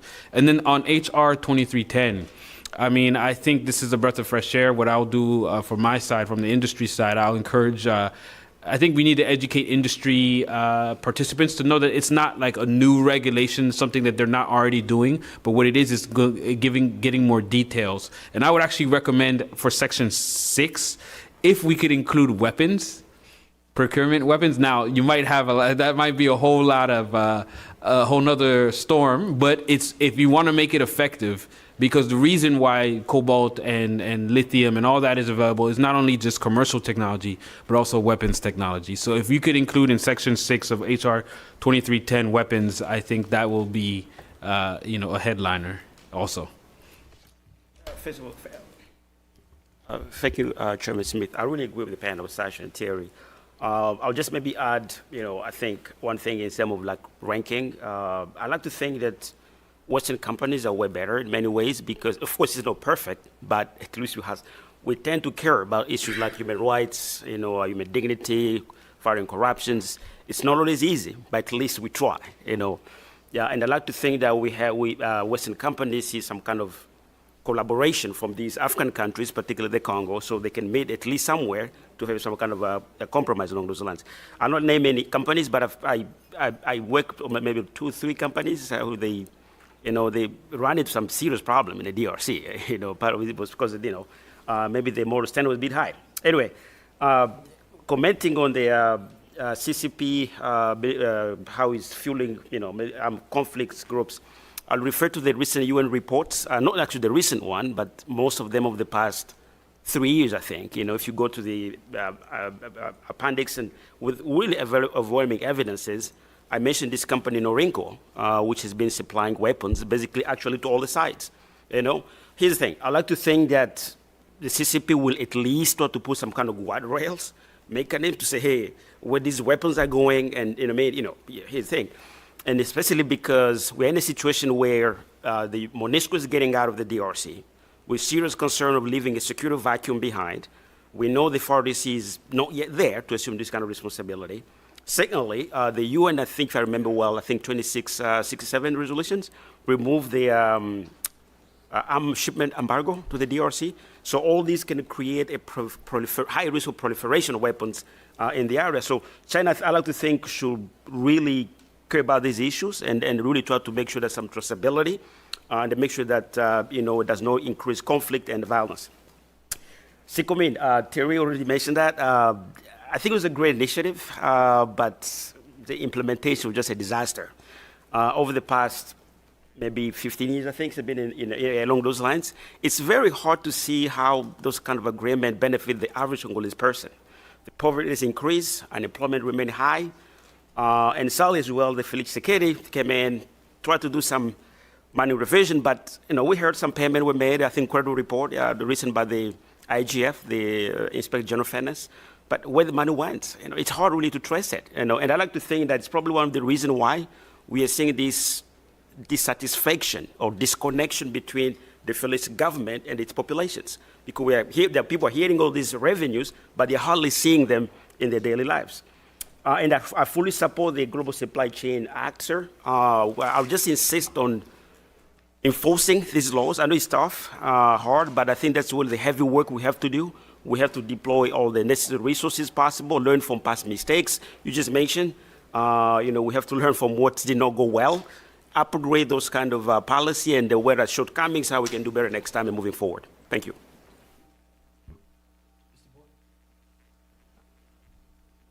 Thank you so much. So I'll address the question on central banks and responsible God standards. So I think broadly across the African continent, central banks are implementing a variety of measures to promote responsible gold processing and curb illegal, mining activities. I could, cite examples of Ethiopia, where the National Bank of Ethiopia and even Zimbabwe, where the Fidelity gold printers, and even in Tanzania, have all been coming up with, incentives for ensuring that actors that are in the ASM, that is now small-scale mining, become more responsible. Safety and health has been one of the key concerns. Then also illicit, trade. However, I think what hampers, these efforts by central banks to promote more responsible gold processing is a policy of what they call no questions asked policy. I think, countries like Zimbabwe have been implementing this, no questions asked policy, and essentially, because government has been trying to mobilize, more resources, they just say, bring your gold and we give you your money. We don't ask questions in terms of how was that gold mine, using what kind of infrastructure, any child labor or any other related, forced labor alone. So I think that is a policy that has also contributed to some of the problems we have in the gold processing, and also more promoting these responsible gold processing initiatives. Then coming to your question around, I think the Supply Chain Act, the Cobalt Supply Chain Act, I think it's quite an important piece of legislation that I think if implemented could actually address some of the problems we are talking about. However, I think while it is important that it's this presumption of that cobalt that has been processed in PRC or refined in PRC is associated with forced labor. The cobalt supply chain is very intricate, and if the act can also maybe consider what are the potential for other actors that are not necessarily PRC that might actually be also refining cobalt and it's ending up into the US market. I think restrictions and even the enforcers of this law need to also be thinking creatively and innovatively around, because it's not all the cobalt that is being refined in PRC, even though of course the focus has been China. Then I think the other thing is around national security strategy. Because China dominates, cobalt extraction and processing, it's important for ensuring that there's more coordinated approach at the U.S., Africa, a level. African governments, as I mentioned earlier on, are all looking for investments that are going to be value-adding products on the continent, and that is a big opportunity that the U.S. can also actually tap into and set up those refining and processing facilities on the continent. It creates jobs. It also creates the investments more secure and even, government buy-in. So I think we need to think strategically and ensure that whatever that we are proposing is going to allow, lasting solutions and benefits for both Africa and the U.S. Thank you. Thank you very much. Ms. Kamlager Dove. Thank you. I want to thank the chair and the ranking member for allowing me to participate. I am no longer on this committee and I miss it. And I want to thank the witnesses for being here today. And also want to just thank the committee for making an accommodation for us to have a witness virtually, because not all committees do that. And I appreciate the chair for holding this hearing to address human rights abuses in the DRC's mining sector perpetuated by Chinese companies, but also by broader issues of corruption, impunity, and lack of economic opportunity that U.S. assistance should address, and was grateful to hear some of the earlier discussions about financing. But the other reality is that right now Africa does not have a partner in the White House, just by the very nature of dismantling our global foreign aid architecture and pulling back on key areas of engagement, something that China and Russia are applauding. There has been a zero Africa policy coming from this administration, and a belittling and a marginalizing of the continent, not just with its challenges, but also with its opportunities, and the global relationship that the continent has, not just with us, but with our allies and also with our adversaries. We talk a lot about exploitation, but there will be far more exploitation happening without any aid. Because rapings and killings and exploitation happens when there is no food, when there is no medicine, when there is no hope. That is just real, regardless of what continent you are on.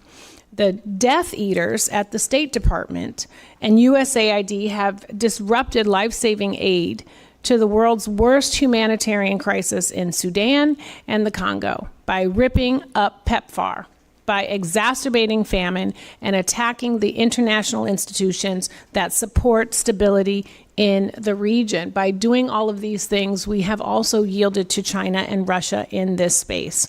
The chair is absolutely correct. Platitudes are great, but engagement is more meaningful. And you cannot have engagement when you are not present. You cannot have engagement when you are not offering support and assistance. And if you are going to be silent in that space, then that also means you are going to be unbothered by human rights abuses, by conflict, by malign foreign influences that are spreading across Africa. And we can dangle as many mineral deals in front of folks as we want. But if you don't think that Africa is worthy, if you pay limited, if any, attention to the continent, if you siphon away and stop resources going towards the continent, you are aiding and abetting what China is doing. And Mr. Nagaramo, and I hope I said it correctly, apologies, oh great, said, CCP should or could put up guardrails, but who's going to make them? Who is going to make them? And if we don't even care enough about Africa to stay involved, then what would be our benefit to making them? I mean, so it's just like we have to take the rose-colored glasses off and live in the real world. And here are my questions. Mr. Lesnev, in order to address exploitation in Africa's mining sector and pave the way for U.S. investment, what levels of sustained engagement and foreign assistance would be required from the United States? And is our posture on the continent currently conducive to promoting that? It was a great comment, and thank you for the good question. I think that as the administration considers where to refocus some of the aid that has been suspended, I would highlight a couple of areas. Number one is we really need to legalize the artisanal miners to help them legalize. These people are mining day to day, right? But they need a legal framework to operate. We had the same thing here in the United States in California. Right, the rush of 1849, and the reason that we didn't have conflict minerals in California is because we had rule of law, so people had property rights and legally enforceable contracts, etc. These are the things that are needed in the DRC and elsewhere on the continent, and there are things that we can do to support the DRC mining ministry, and help hold those accountable who are completely breaking it. Number two is much better support to the certification process. Right, there is.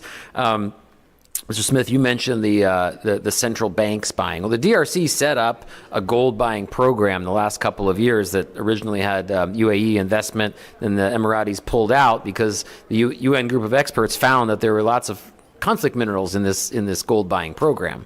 It wasn't the central bank, but it was a similar setup. And so for high risk, there's central bank buying and then there's central bank buying. So for high risk areas like the DRC, it really needs to have proper certification on the ground. The governments of the region have agreed on a certification process. I was actually involved in Bujumbura when they wrote this thing, and we and some other NGOs advised on it. It's very good on paper. It has all these checks and balances, et cetera, but it's not being implemented well. And so that's where the Public-Private Alliance on Responsible Minerals Trade, there needs to be more support to that. And those are the kinds of things that can counter illicit activity by China and others. So then what about, and my last question, Mr. Chair, what about also brokering a sustainable ceasefire to the destabilizing fighting led by the Rwandan-backed M23? I mean, can you speak about that? And I think that we have been missing in action, leading Qatar to convene peace talks between Congo and Rwanda. So does that play a role? I think stabilization in the region is incredibly important. And are you maybe aware of any U.S. role in trying to preserve the fragile ceasefire, I guess, that was reached last week? Maybe on Signal. Did you get anything on Signal? I think that the ceasefire was a nice piece of paper that was quickly followed by a Rwandan military advance to Kisangani, or towards Kisangani. And the reality is, unless Rwanda and the DRC actors who are aiding and abetting other armed groups like the FDLR, unless they're held accountable, then these pieces of paper will be completely meaningless. I think that the initial step of sanctioning a senior Rwandan government minister and some M23 officials and companies was helpful. The European Union followed by much stronger sanctions. These one-off initiatives are good, but they're not going to mean anything unless there's actually a sustained program to pay attention to that. And then once there's a level of seriousness to it, I mean, as somebody highlighted earlier, the DRC army is running away at present, then you can see some progress. 10 years ago, there was progress, and the blueprint is there in front of us. There was an M23 conflict, and Rwanda withdrew once there was serious consequences. In particular, World Bank money was pulled out, and that had a major impact because that's direct budget support. Thank you. Mr. Jackson. Thank you, Chairman Smith. Thank you for your interest, your dedication, and your sincerity in trying to find reconciliation and peace and prosperity to this region. To my esteemed colleague, Congresswoman Kamala Dove, thank you for your insight. The Trump administration has embarked on a campaign against USAID over the last 2 months, shuttering thousands of U.S.-funded assistance programs across the globe. At least one of those programs aimed at improving accountability in the DRC's mining sector. The project in partnership with Enterprise EGC and Responsible Mineral Initiatives, RMI, aimed to ensure that the production and export of cobalt and other strategic minerals in the DRC met standards of social and environmental responsibility and traceability, and to address some of the complex governance issues that contribute to the perception of DRC as a high-risk investment destination. This program has since been terminated. I'd like to first start off with Sasha, if you don't mind, and I thank each of you for your time and talent that have come before us today. Can you please explain how the extraction of critical minerals in the DRC fuels conflict? Sure. Thank you for highlighting these important issues, Congressman Jackson. Yeah, I mean, it's very unfortunate that there are critical minerals in Eastern Congo. Tin, tantalum, and tungsten are the three that are, unfortunately continue to fuel some of the conflict. I will say, I've been working on the DRC for about 17 years now, and the situation for those particular minerals was much worse before, and you had basically a free-for-all at mines, and companies had no idea where they got their minerals. Now you have a auditing system the industry set up, thanks to Congress, to trace and audit these minerals, and almost 2/3 of them, 66% of the smelters, which are the key choke points in these supply chains, have now actually passed these independent audits. The issue is that there's some smugglers on the ground who have taken advantage of some of these loopholes and this traceability mechanism, which we talked about earlier, the ITSCI, which is pretty opaque, and why the electronics industry suspended them, have gotten around some of those systems. So there needs to be better enforcement of the certification mechanism and some of these transparency standards, so that there can be a much better symbiotic relationship between the DRC, the DRC, Rwanda, Uganda, etc., whereby there can be a peaceful trade, and there has been a peaceful trade for some time, but unfortunately, Rwanda and others, have stepped in to take advantage of some of that. But I do believe that can be restored, as long as there's real consequences for the illicit actors. Thank you. As well, Mr. Theory, as well, do you believe that the gutting of U.S. foreign assistance in the DRC creates a void for China to fill as it further pursues control of critical minerals? I would say, based on my statement, I think the void is created by our absence.